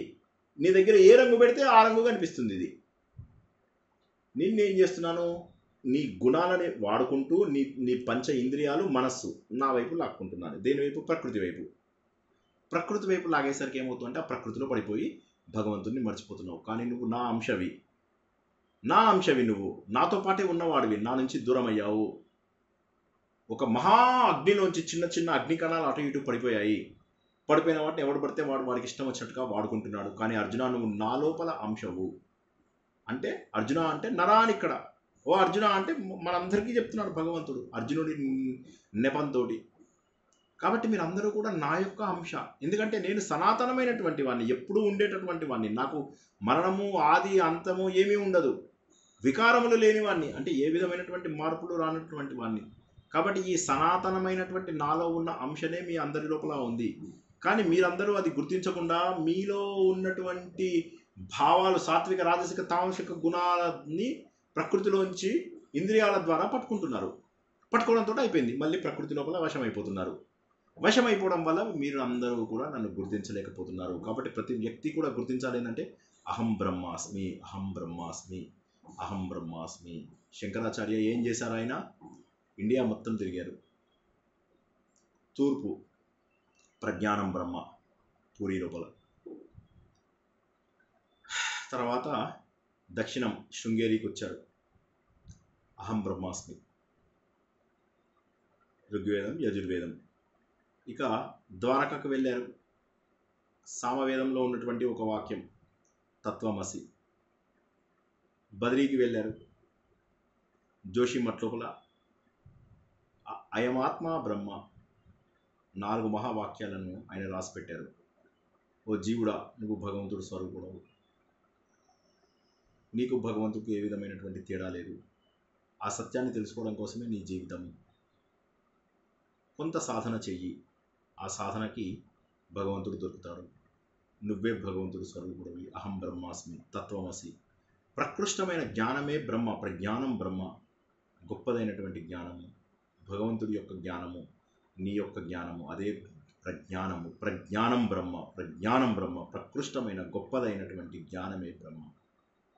అయం ఆత్మ బ్రహ్మ. ఈ ఆత్మ ఏదైతే ఉందో తెలుసా, అదే బ్రహ్మ. నువ్వు బ్రహ్మస్వరూపుడవు. తత్ త్వం అసి. ఆ పరబ్రహ్మవి నువ్వే అయి ఉన్నావు. తత్ త్వం అసి. అది నువ్వై ఉన్నావు. అహం బ్రహ్మాస్మి. నేను బ్రహ్మనై ఉన్నాను. కంచి లోపలికి వచ్చేసరికి సర్వం కల్విదం బ్రహ్మ. ప్రపంచంలో ఉన్నదంతా కూడా బ్రహ్మ అయి ఉన్నది. సర్వం కల్విదం బ్రహ్మ. ఇక బ్రహ్మ పదార్థం కానిది ఈ ప్రపంచంలో మరేది లేదు. సర్వం కల్విదం బ్రహ్మ. కాబట్టి ఈ సత్యాన్ని మనము గుర్తించాలి. భగవంతుడు ఏం చెప్తున్నాడంటే, ఒకే వృక్షం, ఆ వృక్షాన్ని బ్రహ్మవృక్షంగాను మాయావృక్షంగాను నువ్వు భావించవచ్చు. బ్రహ్మవృక్షంగా భావించినప్పుడు అందులో ఉన్నటువంటి ఆకుల ద్వారా ఆ వేదాలు ఏవైతే ఉన్నాయో వేదాలు నేర్చుకుంటావు. ఆ వేదాలలో ఉన్నటువంటి జ్ఞానం ద్వారా నువ్వు బ్రహ్మని తెలుసుకుంటావు. కానీ అదే వృక్షాన్ని సంసార వృక్షంగా భావించినట్లయితే ఈ బంధాలలో పడిపోతావు. ఇది భగవంతుడి సృష్టి, ఇది భగవంతుడి సృష్టి. రెండు ఒకే రూపం. మళ్ళీ అవి చెట్టు. ఆ చెట్టు అనేటటువంటిది ఏదైతే ఉందో, ఆ చెట్టు అనేది ఒకసారి బ్రహ్మవృక్షంగా తెలిసిన వాళ్ళకి, వేద విధులకి బ్రహ్మవృక్షంగాను, ఊబిలో ఉండిపోయే వాళ్ళకి మాయావృక్షంగాను కనిపిస్తుంది. వేదాలు తెలుసుకున్న వాళ్ళు బ్రహ్మని తెలుసుకున్న వాళ్ళు అవుతున్నారు. ఎవరైతే సత్యాన్ని తెలుసుకోవాలని ప్రయత్నం చేయడం లేదో వాళ్ళు ఇది లోపల ఊబి లోపల ఉండిపోతున్నారు. ఆ ఊబిలో ఉన్న వాళ్ళు దుఃఖానికి గురవుతున్నారు. ఆ దుఃఖానికి గురైనటువంటి వాళ్ళు పాపములు పుణ్యములు, పాపములు పుణ్యములు వీటన్నింటి పరంపరలో వెళ్ళిపోతున్నారు. కాబట్టి ఈ ప్రపంచంలో ఉన్నటువంటి అనవసరమైన విషయాలన్నింటినీ వదిలేసి మనము భగవంతుడి వైపుకు వెళ్ళాలి. ఎందుకంటే మనం అందరము కూడా భగవంతుడి యొక్క అంశలము అనేటటువంటి అద్భుతమైనటువంటి సత్యాన్ని తెలుసుకున్నాం. 12వ అధ్యాయంలో మనం ఎలా ఉండాలో చెప్పాడు భగవంతుడు. 15వ అధ్యాయం లోపల మనం ఎవరమో చెప్పాడు. కాబట్టి 12వ అధ్యాయంలో లక్షణాలను తెలుసుకుంటూ 15వ అధ్యాయంలో బ్రహ్మస్వరూపంలో కలిసిపోవాలి అనేటటువంటి అద్భుతమైనటువంటి సత్యాన్ని ఈరోజు తెలుసుకుందాం. ఆత్మ సుఖము వీడి నీ ఆట కొరకు పాత్ర పోషణ చేసిది సూత్రధారి. విశ్రమించద నీ పాదం ఆశ్రయించి పరమ కరుణాంతరంగా శ్రీ పాండురంగ. జై శ్రీకృష్ణ. అత్యద్భుతమైనటువంటి జ్ఞానం. ఒకే ప్రపంచం కానీ రెండు వేరు వేరు వస్తువుల్లాగా చూస్తున్నాము అనేటువంటి సత్యాన్ని ఈరోజు తెలుసుకుందాం. ఒకే వృక్షం కానీ తెలివైన వాడు ఏం చేస్తున్నాడు, అసంగ శస్త్రంతో పైకి వెళ్ళిపోతున్నాడు. ఆకులలో ఉన్నటువంటి వేదాలను చదువుకుంటూ వెళ్ళిపోతున్నాడు పైకి. మిగతా వాళ్ళు ఏం చేస్తున్నారు, గుణాలతోని త్రిగుణాలతోని తడుపుతున్నారు. వాటిని తడుపుకుంటూ ఈ ఊబి లోపల అలా ఉండిపోతున్నారు. కాబట్టి వీటన్నిటి నుంచి బయటకు వెళ్ళాలి అంటే ఒకే ఒక మార్గం ఏంటంటే అసంగ శస్త్రము అని చెప్తున్నాడు భగవంతుడు. 35 లక్షణాలని మనము 12వ అధ్యాయంలో తెలుసుకున్నాం. ఆ లక్షణాలన్నీ సాధించాలంటే మూలము ఒక్కటే. ఆ మూలం ఏంటంటే అసంగము. అనవసరమైనటువంటి బంధాలను పెంచుకోకండి. బంధాలు తెంచుకోవలసినవి. ప్రతి బంధము తెగవలసినటువంటి బంధమే. బంధాలలో బాధనే ఉంది. దొరుకుతున్నటువంటి సుఖము తక్కువ సుఖము. కాబట్టి ఈ జ్ఞానముతో అజ్ఞానంని పోగొట్టుకోండి అని చెప్పేసి అద్భుతమైనటువంటి జ్ఞానాన్ని మనం తెలుసుకున్నాం. ఎవరికైనా ఏమైనా ప్రశ్నలు ఉంటే ఈరోజు తెలుసుకున్న వాటిలో ప్రారబ్ధము, సంచితము, పాపములు, పుణ్యములు, భగవంతుడు ఎందుకు ఈ సృష్టి చేశాడు, తనలోంచే ఈ ప్రకృతిని సృష్టించాడు, మనల్ని తెలుసుకోమని చెప్పి ఇలా చాలా ఉన్నాయి అద్భుతమైనటువంటి విషయాలు. కానీ భగవంతుడు ఏమంటున్నాడంటే నేను ఇచ్చినటువంటి ప్రకృతిలోంచే నువ్వు బయటపడాలి ముందు అని చెప్పేసి చెప్తున్నాడు. అదే భగవంతుడి యొక్క అవతారం యొక్క విశేషము. భగవంతుడు ప్రపంచంలో ఎంతోమందికి ఎన్నో చోట్ల ఎన్నో విధాలుగా కనిపించి సత్యాన్ని తెలుసుకో నువ్వు అని చెప్పేసి అన్నాడు. సత్యాన్ని తెలుసుకోవాలంటే బద్ధకం అనిపిస్తుంది ప్రతి ఒక్కరికి. అసత్యంలో బతకాలి, ఆనందంగా ఉంటుంది. జై శ్రీకృష్ణ. జై శ్రీకృష్ణ సార్. జై శ్రీకృష్ణ సార్. చెప్పండి. సాంఖ్యయోగం చదువుతున్నాను నేను. అది చదివిన తర్వాత 5 నిమిషాలు కూర్చుంటాను మౌనంగా. సాంఖ్యయోగం అంటే జ్ఞానయోగమే సార్. ఆత్మజ్ఞాన యోగంని సాంఖ్యము అంటారు. ఆత్మజ్ఞాన యోగంనే సాంఖ్యం అంటారు. సాంఖ్యము అంటే ఇంకొక అర్థం ఏంటంటే సంఖ్యతో వచ్చినది సాంఖ్యము. సంఖ్య ఏంటి? 5 జ్ఞానేంద్రియాలు, 5 కర్మేంద్రియాలు, 5 భూతాలు, 5 తన్మాత్రలు, ఐదు ప్రాణాలు, మనస్సు, బుద్ధి, చిత్తము, అహంకారము, ఇవి కాక 72 నాడులు, ముఖ్యమైనటువంటి నాడులు. ఇవన్నీ కలిపితే సంఖ్య. వీటన్నిటి యొక్క జ్ఞానమే సాంఖ్యము. ఇవన్నిటిని కలుపుకుంటే ఆత్మజ్ఞాన యోగము. అన్ని ఇంద్రియాల గురించే చెప్తాడు సార్. అవును, అవును, అంత ఇంద్రియాలే వశపరుచుకొని ఉండాలి. అదే కదా ఇప్పుడు. కరెక్ట్, కరెక్ట్, ఏ యోగం చదివినా ఇంద్రియాలే ముఖ్యం. కరెక్ట్, మనస్సు ఇంద్రియాలు ముఖ్యం, జ్ఞానేంద్రియాలు ముఖ్యం. అదే ముఖ్యం. దాన్ని వశపరుచుకున్నప్పుడే నీకు బయటపడతావు. కరెక్ట్, అని ఒకటి. Correct, correct. అందుకే 2వ అధ్యాయం గీతా సారం అంటారు. చాలా మంది 2వ అధ్యాయాన్ని గీతా సారం అంటారు. ఎందుకంటే 2వ అధ్యాయం చెప్పిన తర్వాత భగవంతుడు ఏమనుకున్నాడంటే ఇంకా అయిపోతే ఆపేద్దాం అనుకున్నాడు. అనుకునేసరికి ఏమైంది, 2వ అధ్యాయం అయిపోయిన తర్వాత కూడా మళ్ళీ అర్జునుడు ప్రశ్నలు అడగడం మొదలెడతాడు. అప్పుడు దేవుడికి డౌట్ వస్తుంది, లేదు లేదు అర్జునుడికి అర్థం కాలేదు, నేను సూపర్ ఫాస్ట్గా చెప్పేశాను అని చెప్పి 2వ అధ్యాయంలో చెప్పిన విషయాలనే వివరంగా మిగిలిన అధ్యాయాలలో చెప్తాడన్నమాట. అది సో కాబట్టి 2వ అధ్యాయం చాలా ముఖ్యమైనటువంటి అధ్యాయం. జై శ్రీకృష్ణ. సీతా గారు ఏదో అడుగుతున్నారు. నమస్కారం అండి. నమస్తే మేడం. మీకు చాలా చాలా కృతజ్ఞతలండి. మీ ద్వారా మేము చాలా తెలుసుకుంటున్నామండి. మాకు అసలు ఈ భగవద్గీత మీనింగ్ తెలియదండి. మీరు ఎంతో బాగా చెప్తున్నారు. మీ శ్రీనివాస్ మీరు చెప్పడం వల్ల 12, 15 అధ్యాయాలు నేర్చుకున్నామండి. థ్యాంక్స్ అండి. సంగీత మేడం చెప్తున్నారు. చాలా అద్భుతంగా ఉంటుందండి. మీకు ఎన్నో కృతజ్ఞతలండి. అయ్యో కృతజ్ఞతలు. చాలా రుణపడి ఉంటాం స్వామి. అయ్యో చాలా సంతోషం అండి. చాలా చాలా థ్యాంక్ యూ మేడం. ధన్యవాదాలు.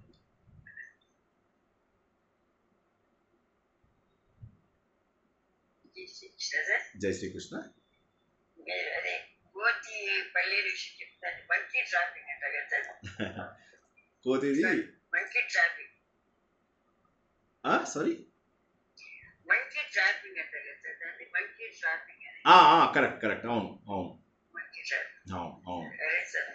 అది అది అందుకోసమే కదా, కోతి ఎప్పటికీ దాన్ని వదలాలనుకోదు. ఒక్కసారి వదిలితే చేయి సన్నగా అయిపోతుంది, బయటకు వచ్చేస్తుంది. కానీ ఆశ, అందువల్ల ఏమవుతుందంటే మనం కూడా ఈ ఆశతోటి బందీలము అయిపోతున్నాం, అయిపోయి బయటికి రాలేకపోతున్నాం అన్నమాట. అప్పుడు ఏమవుతుంది, వాడు వచ్చేసి పట్టేసుకుంటాడు, మంకీస్ని పట్టేసుకుంటాడు. మనం అంతే అవుతున్నాం, మనం కూడా దొరికిపోతున్నాం, చాలా సులభంగా దొరికిపోతున్నాం. ఆశ ఉన్నప్పుడే అవతల వాడు మనని బాధ పెట్టడానికి. ఇప్పుడు ప్రపంచంలో ఇంతమంది మోసం ఎందుకు పోతున్నారు, మనకి ఏదో మెసేజ్ వస్తుంది, నీకు ₹1,00,000 జాక్పాట్ వచ్చింది అని చెప్పేసి వస్తుంది మెసేజ్ రాగానే. ఆ ఆశ వల్ల మళ్ళీ మనం మోసపోతున్నాం కదా. కాబట్టి ఎప్పుడు కూడా ఆశాపాశం అనేటటువంటిది మనల్ని వెంటబడుతూ ఉంటుంది. మనం ఆశ లేకపోతే మనం ఎవరేం చేయగలరు. సో అది మంకీ కథ వల్ల మనము తెలుసుకున్నాం. జై శ్రీకృష్ణ.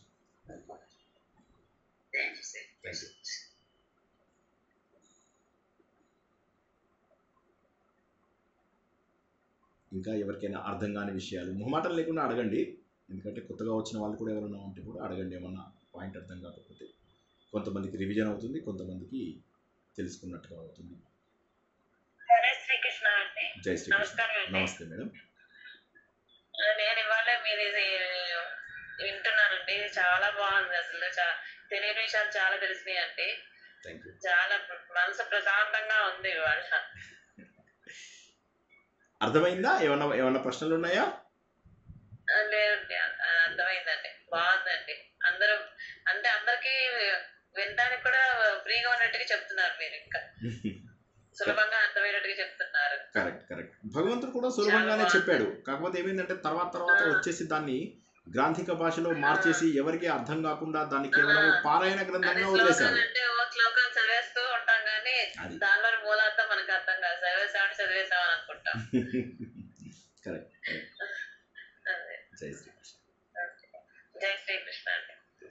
ధన్యవాదాలు. ధన్యవాదాలు.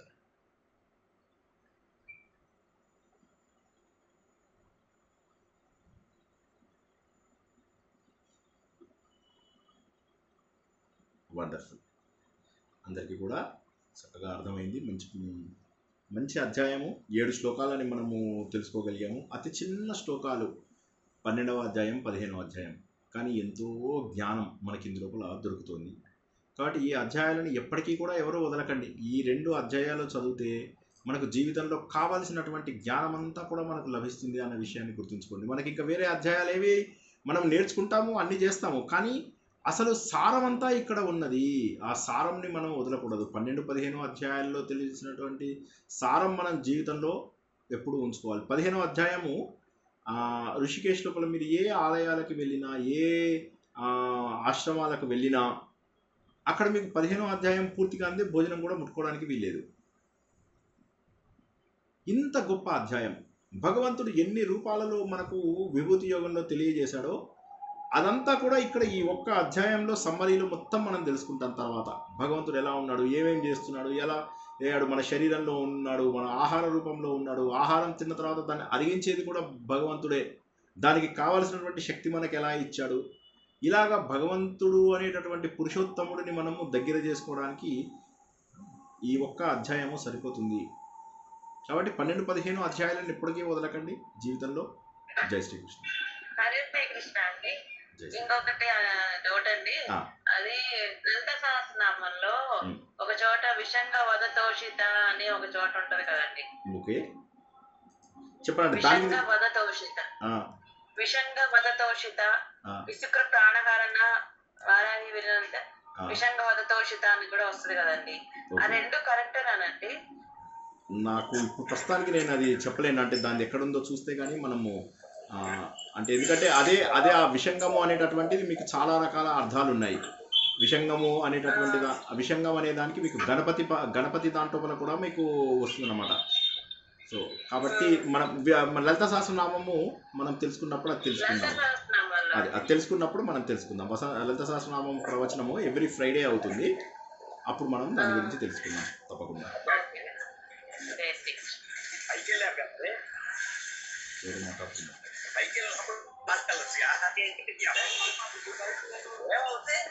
చెప్పుకునే వచ్చాక ఏమవుతుందా? జై శ్రీకృష్ణ. చెప్పండి మేడం. జై కృష్ణ సార్. చెప్పండి శ్రీలక్ష్మి గారు, చెప్పండి. భగవద్గీత మనం రోజు పారాయణం చేసేటప్పుడు నమస్కారం సార్. చెప్పండి. మనం భగవద్గీత రోజు 5 శ్లోకాలు చదువుతాం సార్ మేము. ఓకే. రెగ్యులర్ గా. ఓకే. అయితే రోజు పారాయణం చేసే ముందర గీతామృత్యం చదవాలా సార్ కంపల్సరీ? ఓకే. భగవద్గీత ముందుగా ఏంటంటే పారాయణ గ్రంథం కాదు. అయితే చాలా చోట్ల మీకు ఏమైందంటే పారాయణ గ్రంథంగా దీన్ని మార్చేశారు. అయితే భగవద్గీత ఆచరణ గ్రంథం. మళ్ళీ చెప్పేది ఏంటంటే పారాయణ గ్రంథాల కంటే కూడా ఆచరణ గ్రంథం. అయితే భగవద్గీత మహాత్యం చదివితే తప్పేమీ లేదు, కానీ అది భగవద్గీతలో భాగము కాదు. మళ్ళొకసారి చెప్తున్నాను, భగవద్గీతలో భాగం కాదు.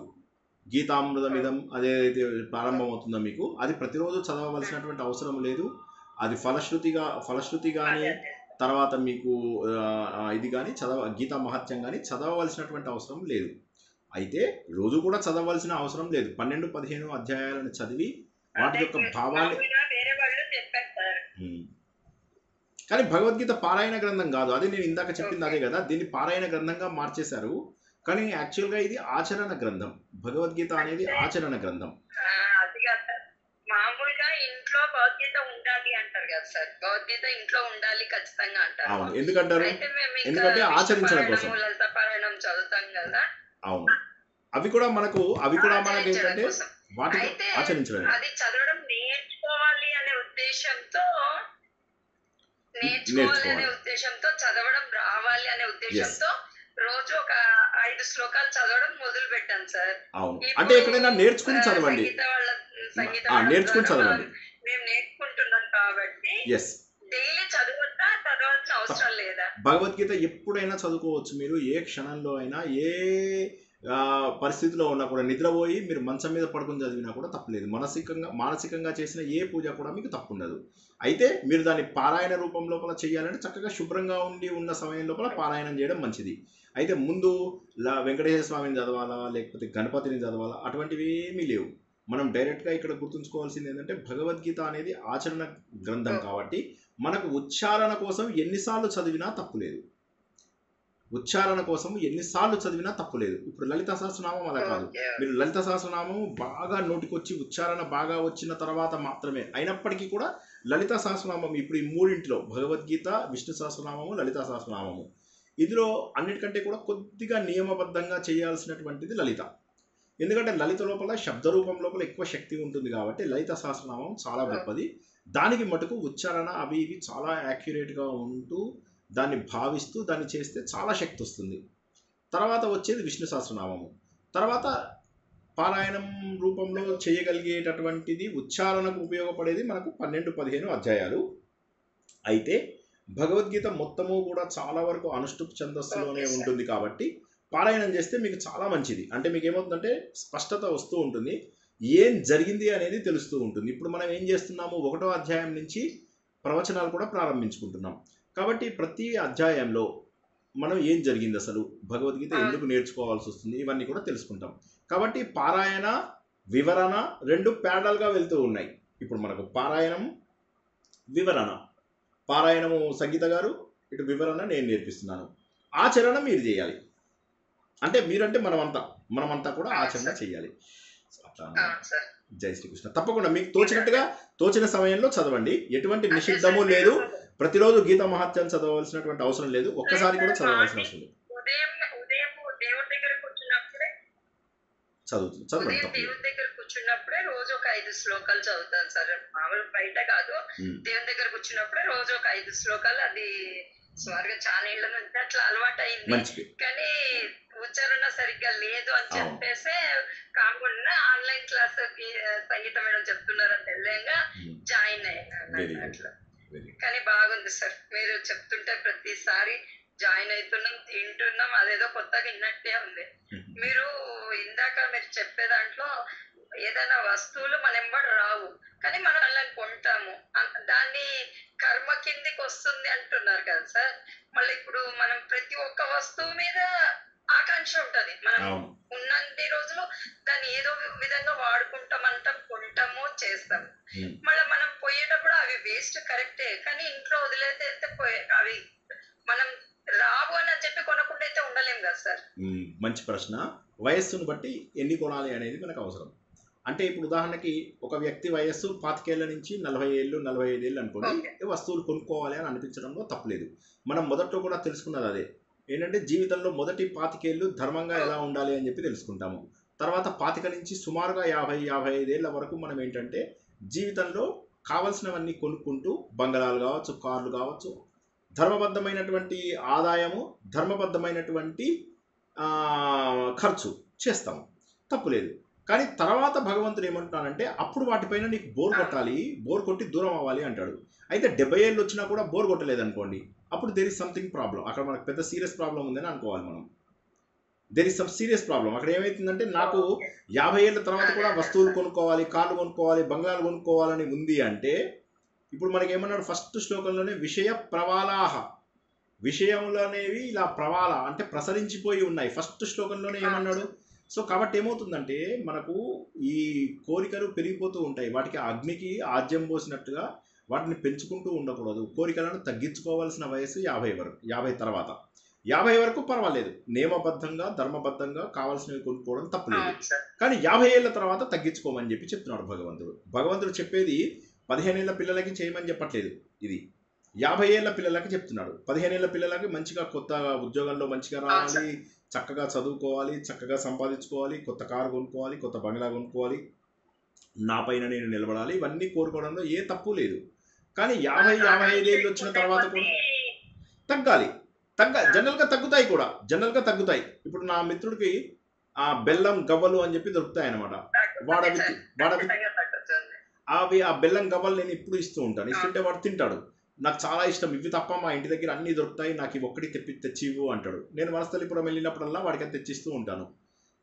ఇప్పుడు ఏమైంది, అతనికి రెగ్యులర్గా 15 రోజులకు ఒకసారి తెచ్చిస్తుంటే వాడికి విసుగు వచ్చింది, వచ్చేసి వద్దొద్దు అంటున్నాడు.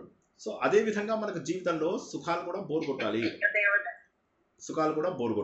కానీ చాలా మందికి బోర్ కొట్టవు, ఇంకా అందులోనే ఆనందాన్ని వెతుక్కుంటారు. ఎందుకంటే వాళ్ళకి వేరే ఆనందం ఉందని తెలియకపోవడం వల్ల దొరికిన దాంట్లో వెతుక్కుంటున్నారు. అది దురదృష్టం. ఇప్పుడు దీనికంటే గొప్పది ఇంకోటి ఉంది అన్నప్పుడు అటువైపు వెళ్తారు.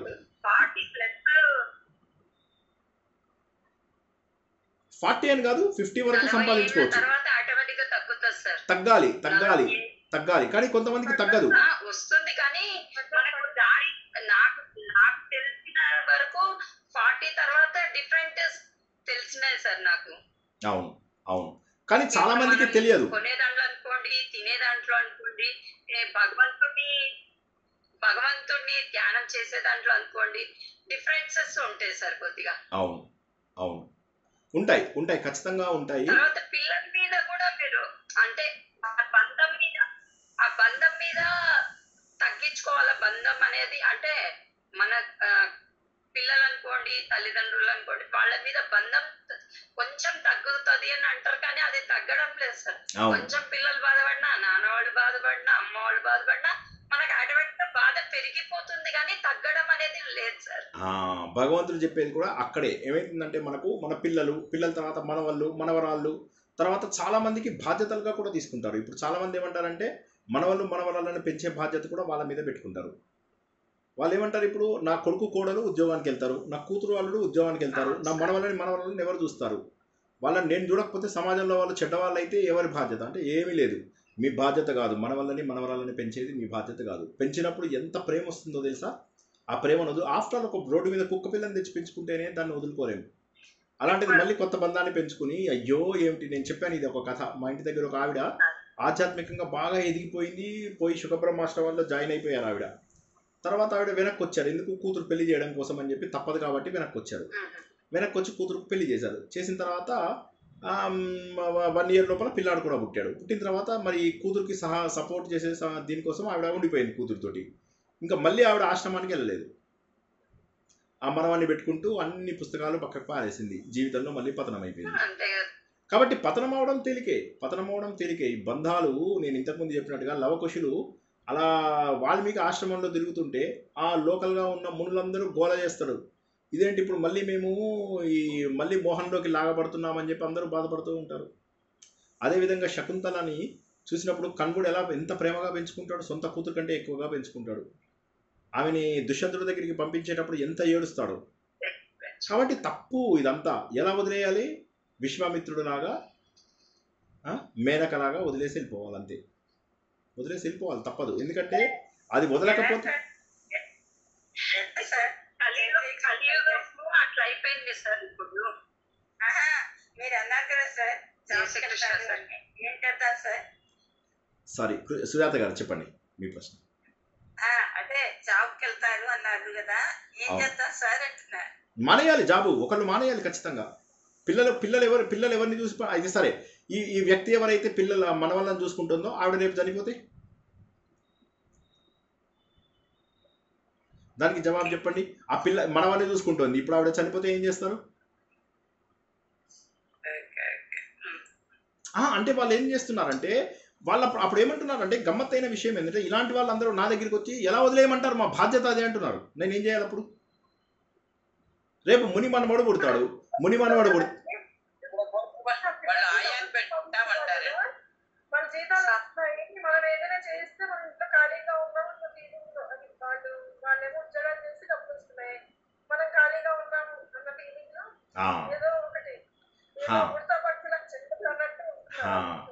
కానీ ఒక్కటి ఆలోచించండి, వాళ్ళపైన డిపెండ్ అవ్వడం ఎంత తప్పు చెప్పండి.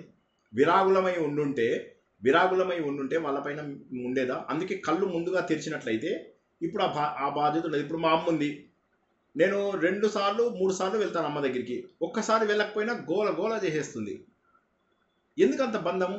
నా వీడియోలన్నీ ఇచ్చాను అమ్మకి, ఆడియోలన్నీ ఇచ్చాను, అమ్మ వినమ్మా అని. విన్నదమ్మ. అమ్మ జీవితం మారిందా లేదా అన్నాను. అంటే ఎలా మారుతుందిరా, నువ్వు కనిపిగానే ఎంతో ఆనందం అనిపిస్తుంది అంటుంది. అంటే ఏమన్నా పిల్లాడినా గడ్డం వేసుకొని 53 ఏళ్ళ వాడిని, కానీ నన్ను చూస్తే మా అమ్మకు ఆనందం. కాబట్టి ఇది పోదు అని చెప్తున్నా. కాబట్టి పోదు కాబట్టి మనం మొదటి నుంచి అసంగ శస్త్రము, ఆ అసంగ శస్త్రంతో మమకారము అహంకారము తగ్గించుకోమని ఇవాళ నేర్చుకున్నాం మనం. అసంగ శస్త్రము మనని వాళ్ళు, మన పిల్లలు మనని బాధ పెట్టి నువ్వు ఇంట్లో ఖాళీగానే ఉన్నావు, మనవని కూడా చూడకపోతే ఎలాగా అనే స్టేజ్కి వచ్చాము అంటే మనం వాళ్ళపైన డిపెండ్ అయిపోయాం. ఇవాళ వాళ్ళు మనతో జబర్దస్తిగా చేయించుకుంటున్నారు అన్నది గుర్తుంచుకోండి. కాబట్టి ఆ డిపెండెన్సీ స్థాయికి రాకుండా ఉండాలి అంటే మొదటి నుంచి కళ్ళు తెరిచి దీనికి అందరికీ దూరంగా ఉండాలి. పెళ్ళిళ్ళు చేయలేదు, ఒక ఆవిడ వచ్చి నాకు అని చెప్తుంది అనమాట, నా కొడుకు పెళ్ళి కాలేదు ఎట్లా. ఇక మా రిలేటివ్స్లో కొంతమంది, నీకు ఇప్పటికి ఎన్ని చూశాను తెలుసా, నా కూతురుకో కొడుకో ఇన్ని మ్యాచ్లు చూశాను, ఇప్పుడు నా దగ్గర ఎన్ని ఉన్నాయో తెలుసా, ఇన్ని 0 చూపిస్తున్నాడు, బిగ్ 0. అది ఆయనకు జీవితంలో పెద్ద కష్టం. నా జీవితంలో ఎన్నో ప్రాబ్లమ్స్ ఫేస్ చేశా, నా పెద్ద ప్రాబ్లం ఏంటో అడుగు అంటే, ఏంటి మావయ్య ఏంటి నీ పెద్ద ప్రాబ్లం అంటే, ఇప్పుడు నా కొడుకు పెళ్ళి అంటున్నాడు. ఇదంతా ఏంటంటే మనము మన బాధ్యతలుగా తీసుకోవడం. కానీ అలా కాదు.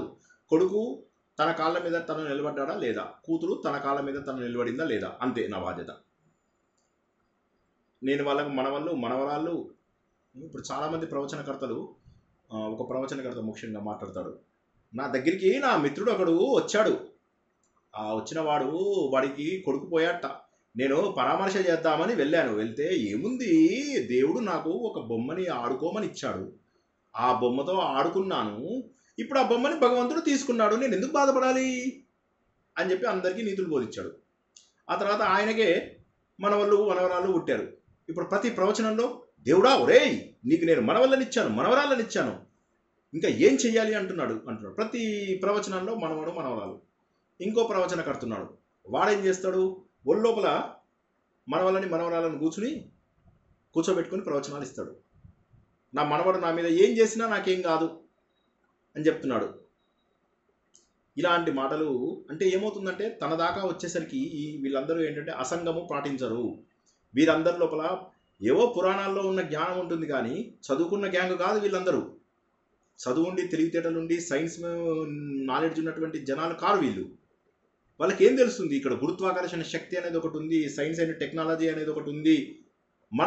మన గ్రంథాలలో తెలుసుకున్నవన్నీ శాస్త్రీయమైనటువంటివి. హిందూ ధర్మము ఈజ్ సైంటిఫికల్లీ ప్రూవెన్ రిలీజన్. అందులో ఉన్నటువంటి మహోన్నతమైనటువంటి విషయాలు ఏవైతే ఉన్నాయో దాన్ని మనం సైన్స్ ద్వారా ఇవాళ కాకపోతే రేపైనా ప్రూవ్ చేయగలుగుతాం. కానీ వీళ్ళకి సైన్సే తెలియదు కదా, అటా అని చెప్తారు అంతే వాళ్ళు. అటా అంటారు వాళ్ళకి బ్లాక్ హోల్ గురించి చెప్తే ఏమర్థమవుతుంది, వాడు ఎంత చదువుకున్నాడని. ఏదో చదువుకున్నవి రివిజన్ చేసుకుంటాడు, ఆ చదివినవే 10 సార్లు 20 సార్లు మెమరైజేషన్ కోసం చేయిస్తారు. ఆ 10 చదివి బట్టి కొడతారు, బట్టి కొట్టినవి జనాలకు చదువుతారు. ఈ శ్లోకం ఎన్నో నెంబరు అంటాడు, ఫలానా అధ్యాయంలో 14వ నెంబర్ అంటాడు, కంగ్రాచులేషన్స్ నీకు గోల్డ్ మెడల్ అని చెప్పేస్తారు. అంటే జనాలను ఇంకా బానిసలుగా చేస్తున్నారు. కానీ బానిసత్వం నుంచి భగవానుడు నిన్ను విముక్తి చెందమంటున్నాడు, భగవంతుడు నిన్ను ఇందులోంచి బయటపడమంటున్నాడు, ఈ ప్రకృతి శక్తుల నుంచి నిన్ను బయటపడమంటున్నాడు. ఎందుకంటే నువ్వు భగవంతుడు స్వరూపుడవై ఉన్నావు కాబట్టి నిన్ను నువ్వు పరివర్తన చేసుకోవాలి. ఎవరిని ద్వేషించకు, అందరినీ ప్రేమించు, సమాజంతో నిర్లిప్తంగా ఉండు, అనవసరమైనటువంటి గొడవల్లోకి వెళ్ళకు, రాగం అవసరం లేదు, ద్వేషం అవసరం లేదు. ఈ మాటలు చెప్పమనండి ఏ ప్రవచనకర్తనైనా. డబ్బు నాకు ఇచ్చిపో అది ఇదని అంటాడు. ఇవన్నీ ఏం చెప్తామంటే ఇప్పుడు ఏమవుతుందంటే సమాజం లోపల ఎదుగుదల కాదు ముందు. దానివల్ల ఏమవుతుంది, మనము పిల్లలపైన ఆధారపడాల్సి వస్తుంది. పిల్లలకు సైంటిఫిక్ రీజన్స్ ఇవ్వలేం. పిల్లాడు అడుగుతాడు ఏం చేస్తున్నావు, ఇవన్నీ పిచ్చి పనులు, ఒక్క రూపాయి పనికి వచ్చే పని కాదని ఇంట్లో తిడతాడు. అటు పిల్లలు పెట్టే అవమానాలు భరించాలి, ఇటు ఈ ప్రవచనాలు చెప్పేవాళ్ళు పారాయణాలు చేయించే వాళ్ళు ఉంటారు. వాళ్ళైతే ఎలా పడితే అలాగా రూడ్గా కూడా మాట్లాడే పారాయణం చేయించే వాళ్ళు కొంతమంది ఉన్నారు. నేను అందరినీ యాత్రకు తీసుకెళ్తాను, మీరు సరిగ్గా లేకపోతే ఈసారి నా నారాయణీయం యాత్రకు తీసుకెళ్ళను ఉన్నారు. తల్లి కూతురు తాటకీషూర్ పన్నగలు అందరినీ ఇలా బాధ పెట్టే వాళ్ళు ఎంతమందో. అంటే వీళ్ళందరూ ఏంటంటే వీళ్ళకి మనుషులలో పరివర్తన కావక్కర్లే, వాళ్ళ వెంటకు ఒక గుంపు తయారవ్వాలి అంతే. కానీ నేనేమంటున్నాను, భగవంతుడు చెప్పిన మాటలే వినండి. శ్రీనివాస్ చెప్పిన మాటలు వినద్దు, ఆ పాపాత్ములు చెప్పిన మాటలు వినద్దు, ఎవరు చెప్పిన మాటలు వినకండి. భగవంతుడు ఏం చెప్పాడో అవి పట్టుకోండి. భగవంతుడు ఏమంటున్నాడు, మమైవాంశో జీవలోకే జీవభూత సనాతన, మీరందరూ నా అంశ. మీరు ప్రకృతి గుణాలు మీ ఇంద్రియాలను పట్టుకోవడం ద్వారా మీరు వెనక్కి వచ్చారు. దాన్ని ఎలా వదులుచుకుంటారు, అసంగ శస్త్రం, ఎవరితోని కలవనటువంటి డిటాచ్మెంట్ అనేటటువంటి weapon, use that particular weapon. ఈ మమకారము అహంకారాన్ని పోగొట్టుకోండి. సింపుల్, భగవంతుడు చెప్పిన మాటే. ఉద్ధరేదాత్మనాత్మానం, ఎవరిని వారే ఉద్ధరించుకోవాలి. ఎవడవో కాళ్ళు పట్టుకుంటే వాడు ఉద్ధరించాడు, గుర్తుంచుకోండి. ఈ జయేంద్ర సరస్వతిని సెక్సువల్ హెరాస్మెంట్ కేసు లోపల జైల్లో పెట్టారు. పెడితే అవి తప్పని ప్రూవ్ అయ్యాయో లేదో మనకు తెలియదు. కానీ ఆ జైల్లో ఉన్నప్పుడు ఆయన అన్నం తినకుండా పక్కకు పారేయడము, కోపం పడడము, బాధపడడము, కలచివేసేసాను నేను అనడము, ఇవన్నీ చెప్తుంటే ఆయన మనలాగా బిహేవ్ చేస్తున్నాడు. ఒక శంకరాచార్యలాగా ఉండే అర్హత ఉన్నదా ఆయనకి? నా మీద తప్పుడు కేసులు పెట్టారు, నేను చాలా బాధపడ్డాను. ఎవరు బాధపడాలి? మనలాంటి వాళ్ళు బాధపడాలి. వీటికి అతీతం అవ్వాల్సినటువంటి వాళ్ళు, వాళ్ళకి ఆ పరిస్థితులు అప్పటి వరకు ఎదురవ్వలేదు కాబట్టి మనకు చెప్తున్నారు, డైలాగులు కొడుతున్నారు, ఇలా ఉండండి అలా ఉండండి అని. అదే పరిస్థితుల్లోకి వాళ్ళు వస్తే వాళ్ళకి అప్పుడు ఆ బాధ అదే అర్థమవుతుంది. కాబట్టి వీళ్ళెవరూ కూడా మనల్ని సరైన దారిలో పెట్టలేరు. ఇలా అని వాళ్ళు ఆశీర్వదిస్తే మీకేమీ రాదు, వాళ్ళ కాళ్ళు పట్టుకుంటే మీకేమీ రాదు, వాళ్ళ పాదుకలు నెత్తిన పెట్టుకుంటే మీకేం రాదు, వాడు మిమ్మల్ని చెప్పు దెబ్బలు కొట్టినా మీకేం రాదు. మిమ్మల్ని మీరు శ్రీకృష్ణ భగవానుని తలుచుకోండి. హిందూ ధర్మము గొప్ప ధర్మము. మీరు మనమందరము కొన్ని కోట్ల జన్మలలో చేసుకున్న అదృష్టం వల్ల ఈ మహానుభావుడు ఈ మహా అద్భుతమైనటువంటి భరతఖండంలో పుట్టాము. ఈ భరతఖండం లోపల జంబూద్వీపంలో పుట్టడం ఇంకా అదృష్టము. ఇందులోపల భారతదేశంలో పుట్టి హిందూ ధర్మంలో పుట్టడం ఇంకా అదృష్టము. హిందూ ధర్మంలో పుట్టి భగవద్గీత నేర్చుకోవాలనుకోవడం ఇంకా అదృష్టము. నేర్చుకున్న తర్వాత దాన్ని సరిగ్గా వినడం ఇంకా అదృష్టము. దానిని భగవంతుడు చెప్పిన మాటలో ఆచరించడం ఇంకా అదృష్టము. అదృష్టాన్ని గుర్తించండి. జై శ్రీకృష్ణ. శ్రీమన్నారాయణ సార్. జై శ్రీమన్నారాయణ. చెప్పండి. నా పేరు శశికుమారి అండి. చెప్పండి మేడం. నేనేమో 20 సంవత్సరాలు హై స్కూల్ టీచర్ గా పనిచేశాను. తర్వాత మా పిల్లలు అమెరికా వెళ్ళిపోయారు అందరూ స్టడీస్ కోసమని. ఓకే. అప్పుడు నాకున్న టర్నింగ్ పాయింట్ ఏంటంటే నా లైఫ్ లో అందులో వచ్చి నేను స్పిరిచువాలిటీలోకి వచ్చానండి. ఓకే. అంటే ముందు ధ్యానం క్లాసులకి వెళ్ళడం, తర్వాత చిన్నదేవ స్వామి వారి ప్రవచనాలు వింటూ వింటూ వింటూ అప్పటి నుంచి నేను కూడా కొంచెం చెప్పడం మొదలు పెట్టాను. విష్ణు సహస్రనామాలని, తర్వాత చాలా తిరుపతి ఇలాంటివన్నీ చెప్పడం మొదలు పెట్టాను. చెప్తున్నాను, ఇప్పటికీ కూడా చెప్తున్నాను. కానీ సార్ ఒకటి, మీరు అసలు బుక్ కూడా చూడకుండా ఈ ఏకదాటిగా అన్ని చెప్తూ ఉంటారు కదా, నాకు ఎప్పుడు ఆశ్చర్యం వేస్తుంది. నేను చెప్పినా కూడా ముందు ప్రిపేర్ అవుతాను, లేకపోతే బాగా ప్రిపేర్ అవుతా. మీరు ప్రిపేర్ అయ్యి చూడకుండా ఎన్ని సబ్జెక్ట్స్ చెప్తా ఉంటారు. కానీ అలా నేను చూడకుండా చెప్పలేను సార్. అది ప్రిపేర్ అవుతాను, తర్వాత బుక్ దగ్గర పెట్టుకుని చెప్తున్నాను అనమాట. అలాగే ఇప్పుడు మా పిల్లలు ఏంటంటే, మేము ఇక్కడ సెటిల్ అయిపోయాము, మీరు ఇద్దరు ఏమంటారు, వచ్చేయండి మాతో, మొత్తం ఇక్కడ ఇండియా వదిలేసి వచ్చేయండి అంటారు. కానీ మాకు ఇష్టం లేదు అలా వెళ్ళడం. కానీ తర్వాత భయం కూడా ఉంది, మాకు ఏదైనా అయితే ఎవరు చూస్తారు అని. కరెక్ట్. అందుకోసమే సమాజంతో ఉండకుండా సరైనటువంటి ఆశ్రమాలలో, కాశీ ఉంది, ఋషికేశ్ ఉంది, ఇటువంటి ఆశ్రమాలు ఆధ్యాత్మిక ప్రగతికి తోడ్పడతాయి. మనకు డబ్బు వద్దు, గుర్తింపు వద్దు, సుఖభోగాలు వద్దు అని చెప్పేసి ఎలా వెళ్ళాలంటే సంవత్సరానికి 6-7 సార్లు వెళ్ళాలి. వెళ్ళిన తర్వాత ఏమవుతుందంటే అక్కడ అలవాటు అయిపోతుంది. ఏదో ఒక ప్లేస్ చూసుకుని అక్కడ సెటిల్ అయిపోవాలి. మళ్ళీ చెప్తున్నాను, చాలామంది ఏంటంటే ఇక్కడ ఉన్న దగ్గర నుంచి మనము ఆధ్యాత్మిక ప్రగతి సాధించలేమా అంటే లేము. అదేంటండి, ఎక్కడున్నా కూడా పరిణతితో ఉండడమే ముఖ్యం కదా. కరెక్ట్. ఎక్కడ ఉన్నా కూడా పరిణతితో ఉండాలి. కానీ సమాజంలో మీరు పరిణతితో ఉండలేరు. ఎప్పుడో ఒకసారి ఎదురు దెబ్బలు పడతాయి. పడ్డప్పుడు మళ్ళీ పతనమయ్యే అవకాశం ఉంది. కాబట్టి ఎంత ఎత్తుకు ఎదగాలంటే మళ్ళీ ఎవరన్నా కొట్టినా పతనం కానటువంటి ఎత్తుకు ఎదగాలి.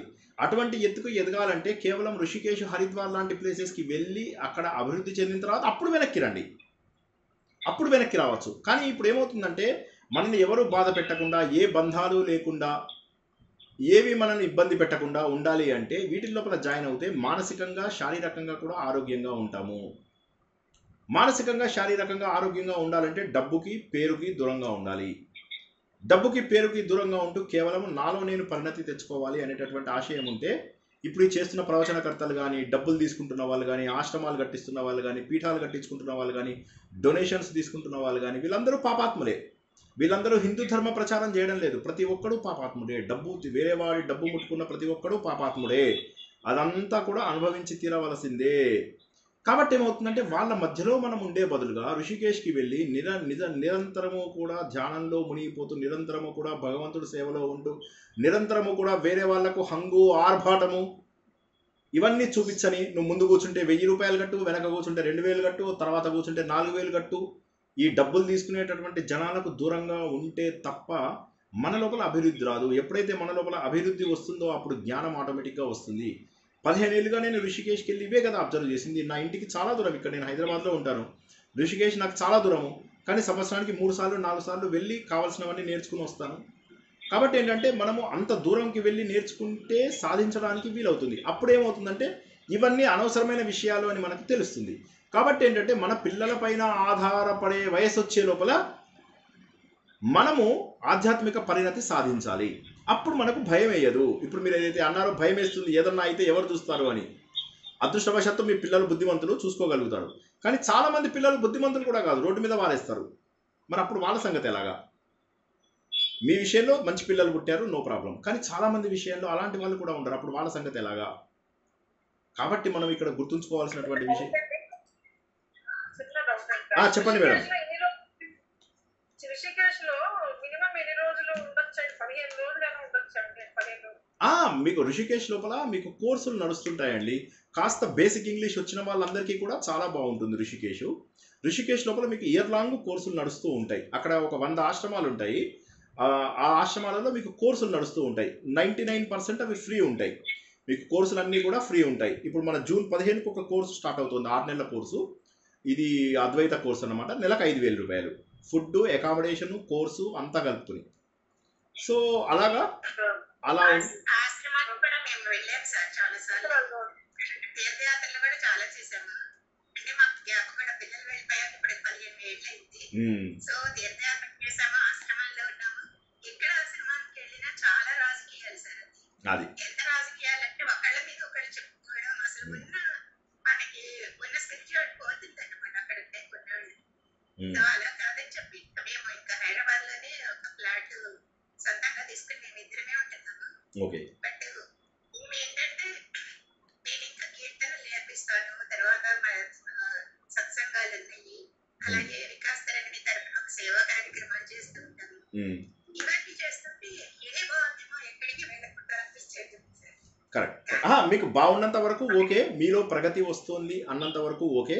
కానీ మనుషులతో సంబంధం పెట్టుకున్నంత వరకు పరిణతి తగ్గిపోతుంది. ఒంటరిగా ఎంతసేపు ఉండగలుగుతారో అనేది మీరు చేస్తున్నది తప్పకుండా మంచి కార్యక్రమాలే, వాటిని కాదనను. తర్వాత మీరు వెళ్తున్న ఆశ్రమాలను బట్టి మీకు అక్కడ పరిస్థితులు తెలుస్తాయి. అంటే ఇప్పుడు మీరు ఏ ఆశ్రమానికి వెళ్తున్నారో అనేది ఇంపార్టెంట్. ఎందుకంటే ఇప్పుడు మీరు వెళ్తున్నటువంటివి అద్వైత ఆశ్రమాలు అయితే మీకు హిమాలయాలలో ఉన్న ఏ ఆశ్రమం అయినప్పటికీ కూడా అందులోపల మీకు నాన్ కమర్షియల్వే ఎక్కువ ఉంటాయి. మీకు అదే హైదరాబాద్ లోపల ఆశ్రమాలలో జాయిన్ అవ్వాలి, లేకపోతే మీరు ఇంకా వేరే చోట్లలో ఆశ్రమాల్లో జాయిన్ అవ్వాలి అంటే అవన్నీ కూడా కమర్షియల్గా ఎక్కువ ఉంటాయి. కాబట్టి కొన్ని కోర్సులు నేర్చుకుంటూ ఇప్పుడు చాలామంది ఏం చేస్తారంటే, మీకు ఋషికేశ్ బయట ఆశ్రమాల బయట కొన్ని వందల అపార్ట్మెంట్స్ ఉంటాయి. ఆ 100 అపార్ట్మెంట్స్ని ఎన్ఆర్ఐలు కొనేసి పెట్టుకున్నారు. ఎందుకు కొని పెట్టుకున్నారంటే 6 నెలలు వాళ్ళు ఇండియాలో ఉంటారు, 6 నెలలు ఇది నేర్చుకున్నదంతా కూడా అమెరికాలో మిత్రులందరికీ కూడా చెప్తూ ఉంటారు. మళ్ళీ 6 నెలలు ఇండియాలో ఉంటారు, నేర్చుకుంటారు, అన్నీ నేర్చుకోవాలి. ఒక వ్యక్తి నేను ఎప్పుడు నేర్చుకున్నాను అని తెలుసుకోగలడంటే కేవలం వేద జ్ఞానం మాత్రమే. మిగతావి ఎన్నో ఉన్నాయి, లక్షల కొద్ది స్తోత్రాలు, లక్షల కొద్ది కీర్తనలు, లక్షల కొద్ది పాటలు, వందల కొద్ది, వేల కొద్ది ఉన్నాయి. కానీ కేవలము వేదము, వేదాంత సారము ఇచ్చేటటువంటి కొన్ని మాత్రమే మనకు భగవంతుడికి దగ్గర చేరుస్తాయి. ఎందుకంటే ఒక భగవంతుడి కీర్తనలు గనక మనము మొదలెడుతూ పోతే అవి లెక్కలేవు. వందలు, వేలు, లక్షలు, నోములు, వ్రతాలు, పూజలు, అభిషేకాలు కొన్ని లక్షలు ఉన్నాయి. ఎప్పుడైతే కర్మకాండల వైపు వెళ్ళిపోతామో అప్పుడు అందులోంచి బయటపడడం చాలా కష్టము. ఎప్పుడైతే ఆత్మజ్ఞానం వైపుకు మనం ప్రయాణం చేస్తామో అది సులువైతుంది. మన అప్రోచ్ ఫోకస్ నారో డౌన్ అవుతుంది. అటువైపు మనము వెళ్ళడానికి అవకాశం ఉంటుంది. కాబట్టి అటువంటి వాటిలో వెళ్ళినప్పుడు మనుషులతో దూరంగా ఉండగలుగుతారు. ఆ మనుషులతో దూరంగా ఉన్నప్పుడు మాత్రమే, ఎందుకంటే మనకేమన్నాడు, వివిక్త దేశ సేవిత్వం, ఆధ్యాత్మ నిత్యత్వం, ఈ రెండు కావాలని చెప్పేసి భగవంతుడు మనకు చెప్పాడు 13వ అధ్యాయంలో. కాబట్టి అవి సాధించాలంటే ఈ జనాలు, ఈ చెత్త కుంపలు మనకు సరిపోవు. వీటన్నిటికీ దూరంగా ఉన్నటువంటి ప్రశాంతమైనటువంటి పరిస్థితులే మనకు కావాలి. అక్కడ మనం నేర్చుకునే అవకాశాలు ఎక్కువ ఉన్నాయి. కాకపోతే ఎక్కడ ఉన్నా పవిత్రంగా ఉండగలిగే వాళ్ళు సరిపోతుంది. ఇప్పుడు మీ విషయంలో మీరు అలా పవిత్రంగా ఉండగలిగితే తప్పేమీ లేదు, ఆ మార్గంలో కొనసాగవచ్చు. జై శ్రీకృష్ణ. జై శ్రీకృష్ణ సార్. చెప్పండి మేడం.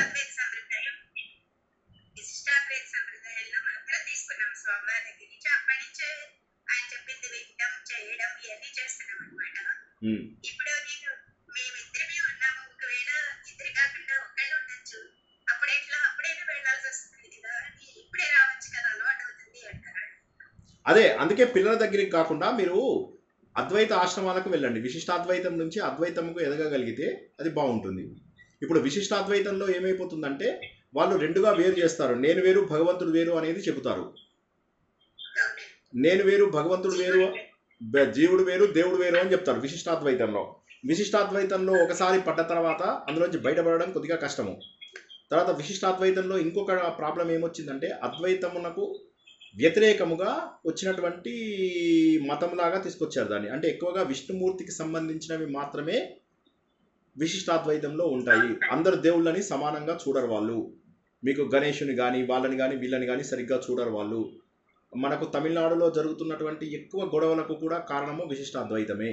సో విశిష్టాద్వైతం తప్ప అంటే కాదు, అద్వైతం సమయంలో శంకరాచార్య చేతిలో ఓడిపోయినటువంటి కొంతమంది వాళ్ళ మునిమనమడు అయినటువంటి రామానుజుడికి ఎట్టి పరిస్థితుల లోపల శంకరాచార్య మతంని ఓడించాలి, అద్వైత ఆలోచనలను ఓడించాలి అనేటటువంటి దాని లోపల తీసుకొచ్చినటువంటి భావన విశిష్టాద్వైతము. ఆ విశిష్టాద్వైతము కేవలం విష్ణుమూర్తికి పరిమితం చేసి విష్ణుమూర్తి, కృష్ణుడు, రాముడు, వెంకటేశ్వర స్వామి ఇలా చెప్పి దేవుడు వీడి రూపంలో ఉంటాడు అని చెప్పేసి చెప్పడం వల్ల గణేష్ కానీ, తర్వాత శివుడు కానీ, అమ్మవారు కానీ వీళ్ళందరికీ మనని దూరం చేస్తారు. చేయడం కాకుండా భగవంతుడు ఒక్కడే, మన అందరి లోపల భగవంతుడు ఉన్నాడు, భగవంతుడు చైతన్యం మనము అనేటటువంటి భావనని దూరం చేస్తారు. తప్ప ఒప్ప అంటే వారి వారి పరిణతిని బట్టి వారు వెళ్ళవచ్చు, తప్పేమీ లేదు. కానీ అసలైనటువంటి హిందూ ధర్మం మొత్తం కూడా అద్వైతంలోనే ఉంది. అద్వైతామృతము, ఇది అద్వైత అమృతము. ఏది? భగవద్గీత అద్వైత అమృతము.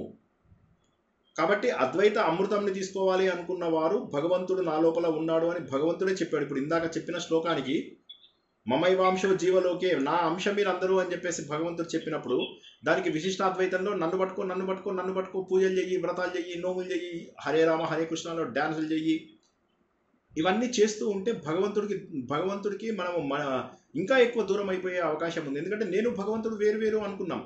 భగవంతుడు సర్వాంతర్యామి అయినప్పుడు ఆయన దేవాలయంలోనే ఉండడు, మీ లోపల కూడా ఉన్నాడు, రాయిలో ఉన్నాడు, రప్పలో ఉన్నాడు. ఇదే మనకు విభూతి యోగంలో నేర్చుకున్నాం. ప్రతి చోట కూడా భగవంతుడు ఉన్నాడు. కాబట్టి భగవంతుడు మనకు దొరికేది కేవలము ఆలోచనతో దొరుకుతాడు.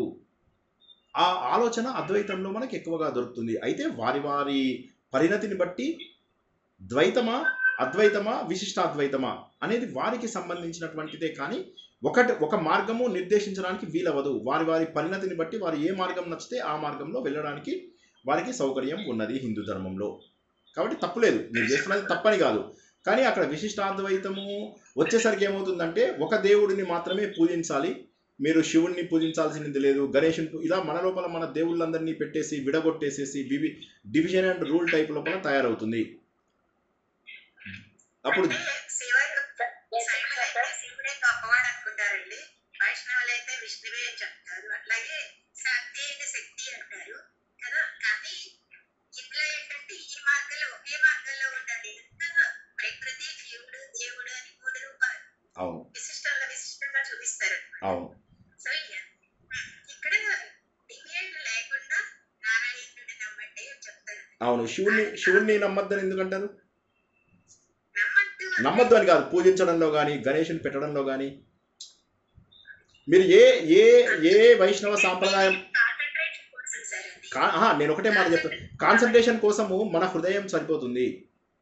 హృదయంలో ఉన్నాడు దేవుడు, దేహమేరా దేవాలయం, జీవుడే సనాతన దైవం. సరే, అయితే నేను ఒకటే మాట చెప్తా, ఈ విశిష్టాద్వైత ఆశ్రమాలలో రూపాయి కూడా డబ్బు తీసుకోకుండా సేవ చేయమనండి, రూపాయి కూడా డబ్బు తీసుకోకుండా పూజలు పునస్కారాలు చేయమనండి, రూపాయి కూడా డబ్బు తీసుకోకుండా డొనేషన్స్ తీసుకోకుండా నడిపించమనండి. కానీ అద్వైత ఆశ్రమాలు ఒక్క రూపాయి కూడా ఆశించకుండా నడిపిస్తారు. కాబట్టి ఉంది.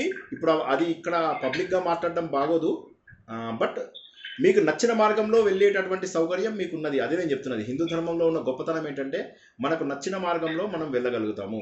కాకపోతే ఏంటంటే భగవంతుడిని మనతో వేరు చేసే ఏది మనకు వద్దు. నేను అనేది అంటే మనకు సంబంధించినంత వరకు భగవంతుడు మీరే నాలో ఉన్నారు అని చెప్పినప్పుడు మళ్ళీ మధ్యలో ఇంకొకటి అవసరం లేదు అని చెప్తున్నాను.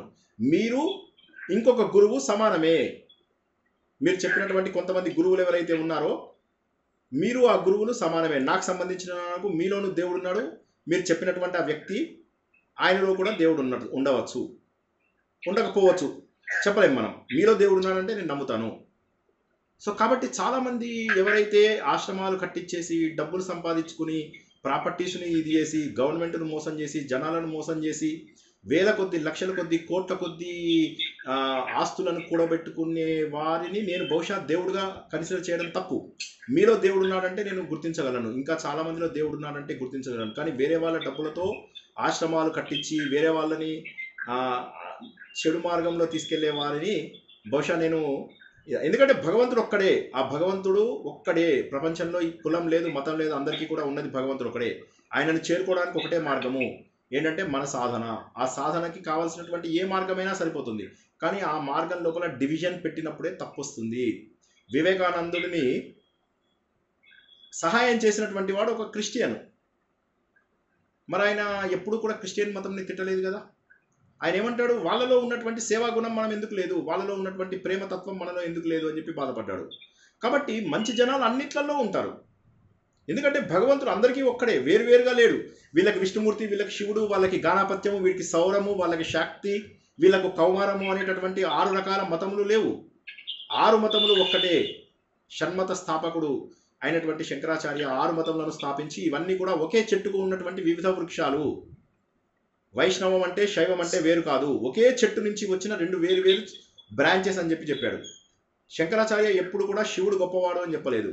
తదేకో వశిష్ట అంటే ఎప్పుడు కూడా ఒక్కడే నేను. సో ఆయన చెప్పినటువంటి దాన్ని బట్టి ఏంటంటే మంగళకరమైనటువంటి రూపమే నేను, మంగళకరమైనటువంటి రూపమే నేను అన్నటువంటి విషయాన్ని శంకరాచార్య చెప్పగలిగాడు. శంకరాచార్య చెప్పినదల్లా ఏంటంటే నేను భగవంతుడు స్వరూపుడని అని చెప్పాడు. అక్కడికి వెళ్ళే ప్రయత్నము సాధన ద్వారా చేయమని చెప్పాడు. కానీ మనల్ని సాధన చేసే మధ్య లోపల ఆపమని చెప్పేసి ఎక్కడా అనలేదు. అందుకే 6 మతాలు మీరు చెప్తున్నవి 72 అవైదిక మతాలు, మొత్తం 78 రకాల మతాలు వచ్చేసాయి ప్రపంచవ్యాప్తంగా. దానివల్ల ఏమైపోయింది, ఎవడికి తోచినట్టుగా వాడు ప్రచారం చేయడం మొదలెట్టేసింది. అప్పుడు అసలైనటువంటి ధర్మం ఏదైతే ఉందో, అసలైనటువంటి ధర్మము మూలము, ఆ మూలంలోంచి వచ్చినటువంటి కాండము, కాండంలోంచి వచ్చినటువంటి కొమ్మలు, ఆ కొమ్మలలో ఒక్కొక్కడు ఒక్కొక్క రకంగా మాట్లాడడం మొదలెట్టాడు. కానీ ఉన్నటువంటి పరబ్రహ్మ ఒక్కడే, పరబ్రహ్మ ఒక్కడే. మీరు లలిత సహస్రనామంలో తెలుసుకున్నా విశ్వరూపం తెలుస్తుంది, పురుష సూక్తంలో తెలుసుకున్నా విశ్వరూపం తెలుస్తుంది, శివపురాణం చదివినా విశ్వరూపం తెలుస్తుంది. పరబ్రహ్మ ఒక్కడే, దేవుడు వేరువేరు కాదు. ఆ పరబ్రహ్మని వేరువేరుగా చేసిన వాళ్ళందరూ పాపాత్ములే.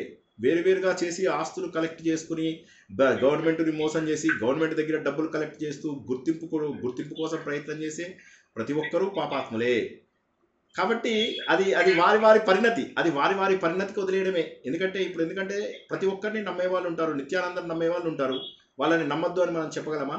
డేరా బాబా ఉన్నాడు, ఆస్తులు కూడబెట్టుకున్న తర్వాత ఏం చేశాడు, చాలా మందిని అస్థిపంజరాలు కనిపించాయి. డేరా బాబా ఆశ్రమాన్ని కూలగొట్టినప్పుడు అస్థిపంజరాలు కనిపించాయి, లోపల వేల మందిని చంపేసి పాతేశారు.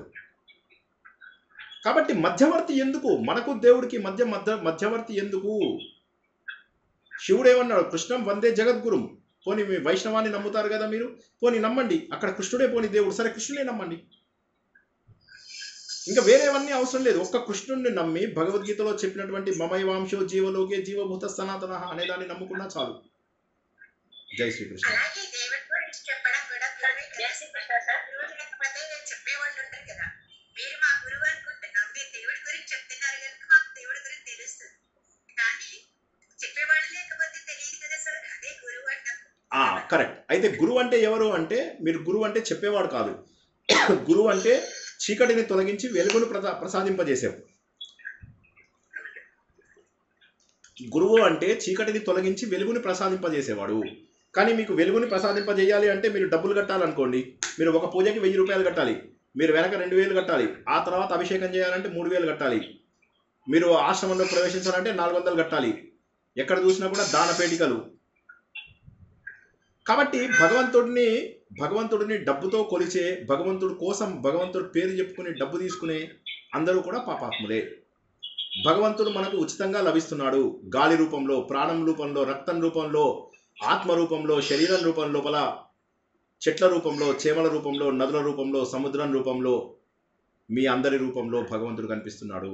భగవంతుడు ప్రతి చోట ఉన్నాడు. ల్యాప్టాప్లో ఉన్నది భగవంతుడే, మొబైల్ ఫోన్లో ఉన్నది భగవంతుడే, మీలో నాలో ప్రతి చోట ఉన్నది భగవంతుడే. ఈ మాట శ్రీనివాస్ చెప్పడం లేదు, భగవంతుడే విభూతి యోగంలో చెప్పాడు, భగవంతుడే రాజవిద్య రాజగుహ్య యోగంలో చెప్పాడు, భగవంతుడే విజ్ఞాన యోగంలో చెప్పాడు.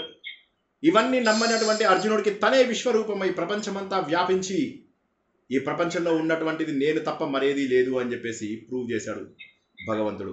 కాబట్టి భగవంతుడికి నాకు మధ్య ఇంకెవరూ అవసరం లేదు. మనని ఏది ఆశించకుండా చేసేవాడే గురువు. గురువు అంటే ఎవరో తెలుసా? గురు సమాన్ దాతా నహి జాచక శిష్య సమాన్. గురువు అంటే దానం చేసేవాడు, డబ్బు తీసుకునేవాడు గురువు కాదు.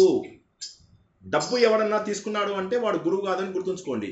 ఎందుకంటే గురు సమాన్ దాతా నహి జాచక్ శిష్య సమాన్, 3 లోక్ కి సంపద సో గురు దిన్హి దాన్. 3 లోకములలో దొరుకుతున్నటువంటి సంపదనంతా కూడా గురువు తన శిష్యుడికి దానం చేస్తాడు. అటువంటి వాడు గురువు. నిజమైన గురువును గుర్తించడంలో మోసం జరిగినప్పుడు ఏమవుతుందంటే తట్టుకోలేనటువంటి, జీవితంలో మళ్ళీ కోలుకోలేనటువంటి దెబ్బలు పడతాయి. కాబట్టి సార్ అంటే వాళ్ళు ఆశ్రమం ద్వారా ఎన్నో కార్యక్రమాలు చేస్తారండి. సరే, అన్నదానం చేస్తారు, మండల పాఠశాలలు నడిపిస్తారు, చాలా ఉంటాయి. మరి వాళ్ళకి డబ్బులు కావాలి. అదే నేనేమంటున్నానంటే వారు అప్పుడు యునైటెడ్ ఎఫర్ట్ చేయాలి, వాళ్ళంతా కూడా యునైటెడ్ ఎఫర్ట్ చేయాలి. గవర్నమెంట్ దగ్గర డబ్బులు తీసుకోవడము, మన దగ్గర పూజల పేరు మీద డబ్బులు తీసుకోవడం ఇవి కాకుండా ఎవరికి వారు చేయవచ్చు, ఎవరికి వీలైనవి వారు చేయవచ్చు. అంటే నేను ఇప్పుడు మీరు వారి తరఫున మాట్లాడాలి, నేను వారికి ఎగెనిస్ట్గా మాట్లాడాలి అని వాళ్ళు అనుకోలేదు.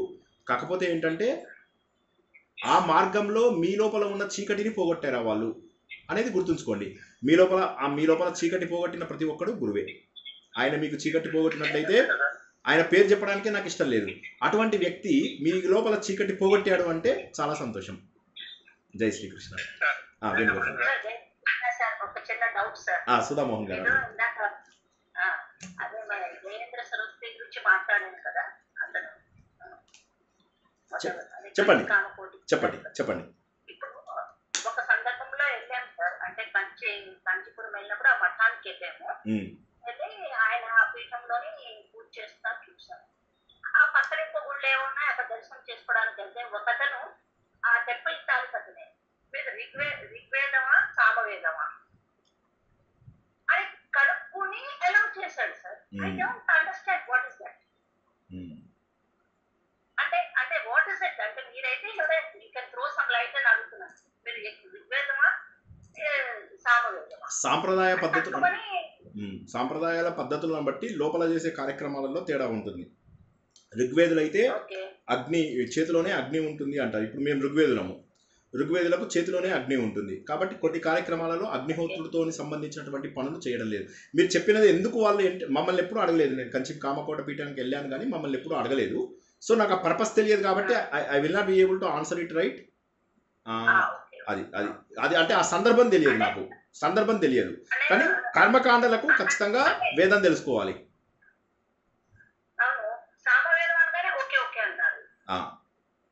అంటే అయితే బహుశా వాళ్ళు చేయాల్సిన పనులలో ఏదో అంటే అదే నాకు మీకు సందర్భం తెలియట్లేదు. నాకు జస్ట్ ఎంట్రన్స్ కోసం అయితే వాళ్ళు ఎప్పుడు అడగరు.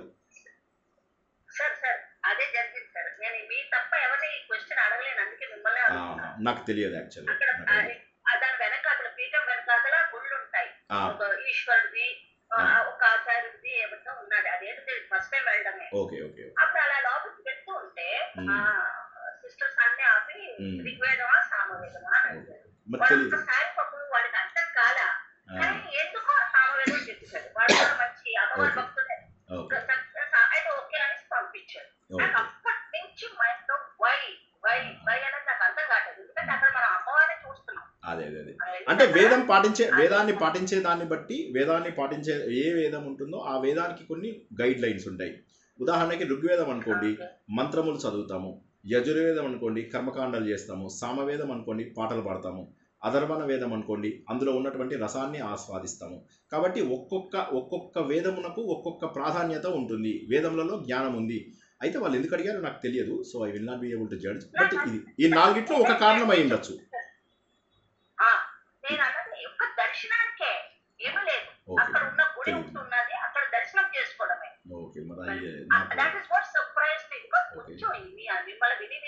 అవగాహన వచ్చింది కదా మనకి అసలు వాట్ ఇస్ వాట్ అనేది. ఐ వాజ్ వండరింగ్, గుడి లోపలికి వెళ్ళడానికి కాదు, మనమేం ప్రవేశించలేదు. ఆ క్వశ్చన్ ఎందుకు వచ్చింది అసలు వాట్ ఇట్ ఇస్ అనేది it was at the back of my mind. నాకు అస్సలు ఐడియా లేదండి. సార్ వేణుగోపాల్ గారు చెప్పండి. ఇక్కడ శ్రీనివాస మంగాపురం దగ్గర మీకు ఒకసారి వీడియో పెట్టాను, చూశారో లేదు. గారి వాళ్ళ శిష్యుడు లలితా పీఠం పెట్టాడు, అంటే వృద్ధాశ్రమం. అది మనం చెప్పుకుంటాం కదా. అక్కడ ఇప్పటిదాకా జరిగినది. అక్కడ కూడా ఒక మనిషికి 6,000 తీసుకుంటాను నాకు చెప్పినాడు. కర్నూలుకి వచ్చాడు ఆయన, గీతా జయంతి నాడు. అక్కడ కూడా మనకు వృద్ధులకు బాగుంటుంది చెప్పి అది అడ్రస్ మీకు ఒకసారి వీడియో పెట్టాను, చూసినారో లేదు. మళ్ళీ పెట్టమంటే పెడతాను. బాగుంది అక్కడ ఆశ్రమము. అంత గుళ్ళు లలితా పీఠం పెట్టినాడు, అంత విగ్రహాలు పెట్టినాడు. కానీ కాళహస్తి అని శ్రీశైలము అన్ని విగ్రహాలు పెట్టినాడు. ఒకసారి మళ్ళీ వీడియో చూడండి, పెట్టాను. మళ్ళీ పెట్టమంటే పెడతాను. అలాగే తప్పకుండా పర్సనల్ గా పెట్టండి, తప్పకుండా చూస్తాను. అది అంటే జనరల్గా నేను ఏమనేది ఏంటంటే మీరు ఎక్కడైనా సరే నేర్చుకోగలిగేటట్టయితే మీ లోపల ఆ నేర్చుకున్న దాని వల్ల మీకు గనక లోపల చీకటి తొలగి పొరలుగా మీకు జ్ఞానం ఏర్పడినట్లయితే భగవంతుడు ఒక్కడే అన్నటువంటిది గుర్తించగలిగితే భగవంతుడు విగ్రహంలో ఉన్నాడు, నాలో ఉన్నాడు, నీలో ఉన్నాడు, అందరిలో ఉన్నాడు అనేటటువంటిది ఆలోచన ద్వారా తెలుసుకోగలిగితే సరిపోయింది.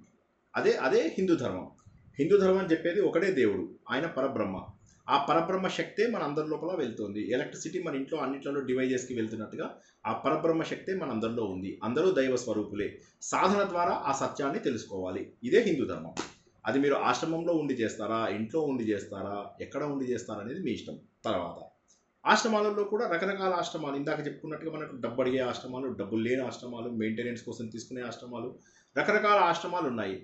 నేననేది ఏంటంటే ఈ హరిద్వార్ వైపు వెళ్ళి మీరు కొన్ని కోర్సులు అక్కడే నేర్చుకుని అక్కడే మీరు అలవాటు చేసుకుని అక్కడ ఉండగలిగితే మీ ప్రత్యేకంగా మీరే సొంతగా అపార్ట్మెంటు, సొంత ఇల్లు అక్కడ తీసుకుని ఉండగలిగి ఆశ్రమాలకు రెగ్యులర్గా వెళ్తూ నేర్చుకోవాల్సిన విషయాలు నేర్చుకోగలిగి అక్కడే మీరు ఆశ్రమాలలో ఉండగలిగితే అద్భుతం, బాగుంటుంది. ఎందుకంటే ఇప్పుడు ఇక్కడ మనకేమో కొన్ని ఆశ్రమాలు ఉన్నాయి, ఇందులో శిష్యుల మధ్య గొడవలు, గురువు గారితో దగ్గర అవ్వాలని, గురువు ఏదో అన్నాడని, ఇవన్నీ ఉంటే మళ్ళీ అక్కడికి వెళ్ళి కూడా మనకు ఇందాక మేడం చెప్పినట్టుగా మనశ్శాంతి పోతుంది.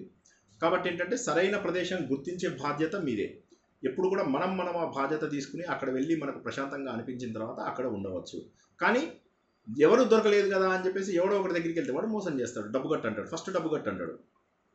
డబ్బు కట్టిన తర్వాతే నడిపిస్తాడు. ఈ పూజ చేస్తున్నాను డబ్బు కట్టు, ఆ పూజ చేస్తున్నాను డబ్బు కట్టు, దీనికి కట్టు, దానికి కట్టు, దానికి కట్టు, దీనికి కట్టు, నేను ఇంకోటి ఏదో టెంపుల్ కడుతున్నాను, ఉన్న టెంపుల్స్ని బాగు చేయమనండి. ఇంతమంది డబ్బులు కలెక్ట్ చేస్తున్నారు కదా, ఉన్న టెంపుల్స్ని బాగు చేయమనండి. ఎవడు ముందుకు రాడు.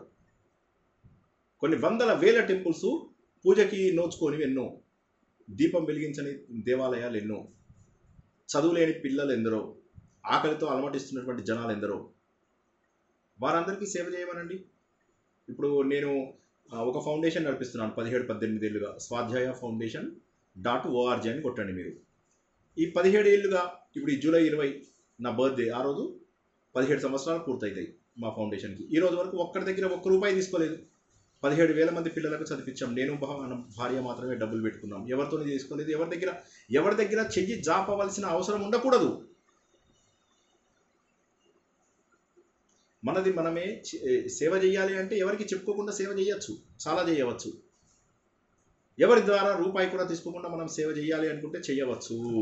బయట సేవ చేయాలి, అవకాశాల కోసం వెతికితే బయట కావలసిన అవకాశాలు దొరుకుతాయి. మానవ సేవ మాధవ సేవగా భావిస్తూ, అందరిలో దేవుడు ఉన్నాడని భావిస్తూ, అందరికీ సేవ చేసుకుంటూ, భగవంతుడిని గుర్తిస్తూ, ప్రతి ఒక్కరిలో కూడా ఉన్నటువంటి భగవంతుడిని ప్రేమిస్తూ, ఆయనను పూజిస్తూ, ఆ ప్రేమనే భక్తి అంటారు అని చెప్పేసి మనం భాగవతంలో కూడా తెలుసుకున్నాం. జై శ్రీకృష్ణ.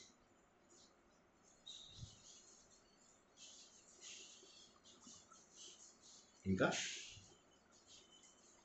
వండర్ఫుల్ సార్, నాకు ఒక పాయింట్ చాలా బాగా నచ్చింది సార్. అంటే నిన్న కూడా మీరు చెప్పినట్టున్నారు, రైతులో ఇవాళ కూడా విజిట్ చేశారు. ఆ నారాయణుడే నరుడు రూపంలో వచ్చి నన్ను నువ్వు తెలుసుకో అని చెప్తున్నాడు అన్నది. ఎంతో మంది ఇప్పుడు మన హిందూ ధర్మంలో బోర్డు మంది దేవుళ్ళు ఉన్నారని మనం ఆక్షేపిస్తారు. కానీ ఈ పాయింట్ అర్థం చేసుకుంటే ఇదే మంది మెయిన్, మనం కూడా ఇదే ఫాలో అవుతున్నాము. దేవుడు ఒక్కడే అని మన దేవుడు కూడా నాకు చెప్పాడు. మన దేవుడు అంటే వివిధ రూపాలతో వచ్చాడు. అంటే నీకు నచ్చిన రూపం నువ్వు చేసుకోమన్నాడు, నాకు నచ్చిన రూపం నన్ను చేసుకోమన్నాడు తప్ప ఆయన అన్నది నన్ను తెలుసుకోవాలంటే నేను నరుడు రూపంలో రావాల్సి వచ్చింది. ఇప్పుడు కృష్ణుడు కూడా అంతే, అర్జునుడికి మరి బోధన చేయడానికి ఒక సారథి రూపంలోని లేదంటే ఒక స్నేహితుడి రూపంలో వచ్చి చెప్పాడు. So that was a very wonderful caption sir. నాకు అది చాలా అద్భుతంగా అనిపించింది. ఎవరైనా మళ్ళీ మన హిందూ మతాన్ని ఏమైనా అన్నప్పుడు I can very happily narrate and state this statement. అది చాలా హ్యాపీ. Absolutely right. అందులో గ్రోత్ ఎలా ఉండాలి? ముందు విగ్రహారాధన చేస్తున్నారు మీరు, పూజ విగ్రహారాధన నుంచి యంత్రారాధనకి వెళ్ళాలి. యంత్రారాధన నుంచి మంత్రం, కేవలం మంత్రం ద్వారా భగవంతుని పూజించే స్థాయికి వెళ్ళాలి. మంత్రం స్థాయి నుంచి మన లోపలకు ఉన్నటువంటి కుండలిని ధ్యానం చేసే స్థాయికి వెళ్ళాలి. చివరగా నిరాకారము, భగవంతుడు అన్ని రూపాలలో ఉన్నాడు. ఈ 5 రూపాలలో భగవంతుడు ఉన్నాడు అనేటటువంటిది మన ప్రతి హిందూ గ్రంథంలో ఉంది. ఈ సత్యాన్ని ఎవడో చెప్పడు. ఎంతసేపు విగ్రహాన్ని పూజ చేయి, పెద్ద విగ్రహం కట్టాను, ప్రపంచంలో పెద్ద విగ్రహం కట్టాను, ఇది కట్టాను. ఎంతసేపు వాటి మీదే గోల. కానీ విగ్రహం తర్వాత స్థాయి ఏంటి? శివుడిది అరూప రూపం, రూపం ఉన్నా రూపం లేనటువంటి రూపం, అది అరూప రూపం. అలా అది అక్కడి నుంచి ఇంకా దాటు, యంత్రం స్థాయికి వెళ్ళు, geometrical representation of God. Then you go to sound representation of God. Then you will reach Kundalini representation of God, who is in your God, in your body. Body is temple, that's what they say. అక్కడి నుంచి next లెవెల్కి వెళ్ళు, నిరాకారము. భగవంతుడు అన్ని చోట్ల వ్యాపించి ఉన్నాడు, అంతటా ఉన్నాడు. ఆ స్థాయికి ఎదగనియరు, ఇక్కడ ఆపుతారు. ఫస్ట్ ఆపేది ఏంటంటే ఈ పాపాత్ములందరూ ఇక్కడ ఆపేస్తారు. దేవుడు విగ్రహం విగ్రహం విగ్రహం విగ్రహం విగ్రహం విగ్రహం. నీలో ఉన్నాడు భగవంతుడు.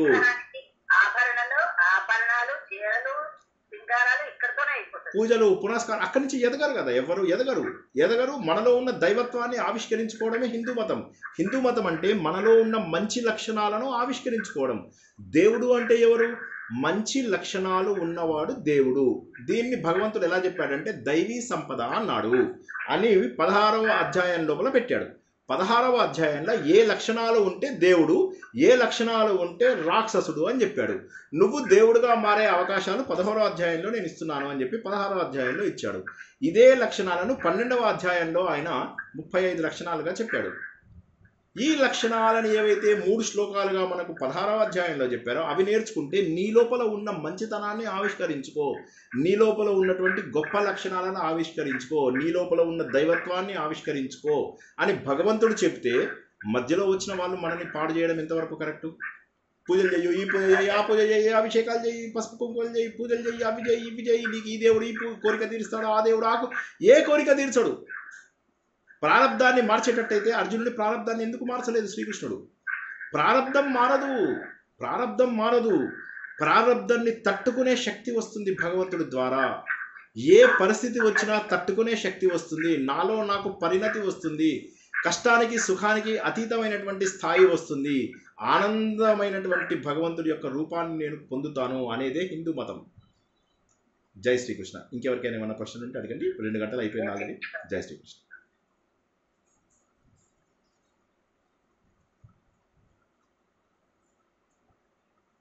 వండర్ఫుల్. మరోసారి మీ శ్రద్ధాశక్తులకు కృతజ్ఞతలు తెలియజేస్తున్నాను. మళ్ళీ శుక్రవారం వరకు వేరే ప్రవచనాలు ఏమీ లేవు. మంగళవారం నాడు ఎప్పట్లాగే మనకు సంస్కృత తరగతి ఉంటుంది. ఆ తరగతిలో ఈసారి ఈ క్లాసు ఇంకొక క్లాస్తో మనకు సంస్కృతము పూర్తయిపోతుంది. అప్పుడు మనం లెవెల్ 3ని నా ఎగ్జామ్స్ అయిన తర్వాత ప్రారంభించుకుందాము. అందరికీ కూడా చక్కటి ప్రశ్నలు అడిగినందుకు కృతజ్ఞతలు. అండ్ భగవంతుడు అందించిన మార్గంలో మనలో ఉన్న దైవత్వాన్ని ఆవిష్కరించుకుంటామని, మన లోపల నిద్రాణమైనటువంటి మంచితనాన్ని మేలుకొల్పుతామని, ఆ దారిలో తీసుకెళ్ళమని భగవంతుడికి ప్రార్థిస్తూ ఈరోజు ప్రవచనాన్ని ముగించుకుందాం. జై శ్రీకృష్ణ.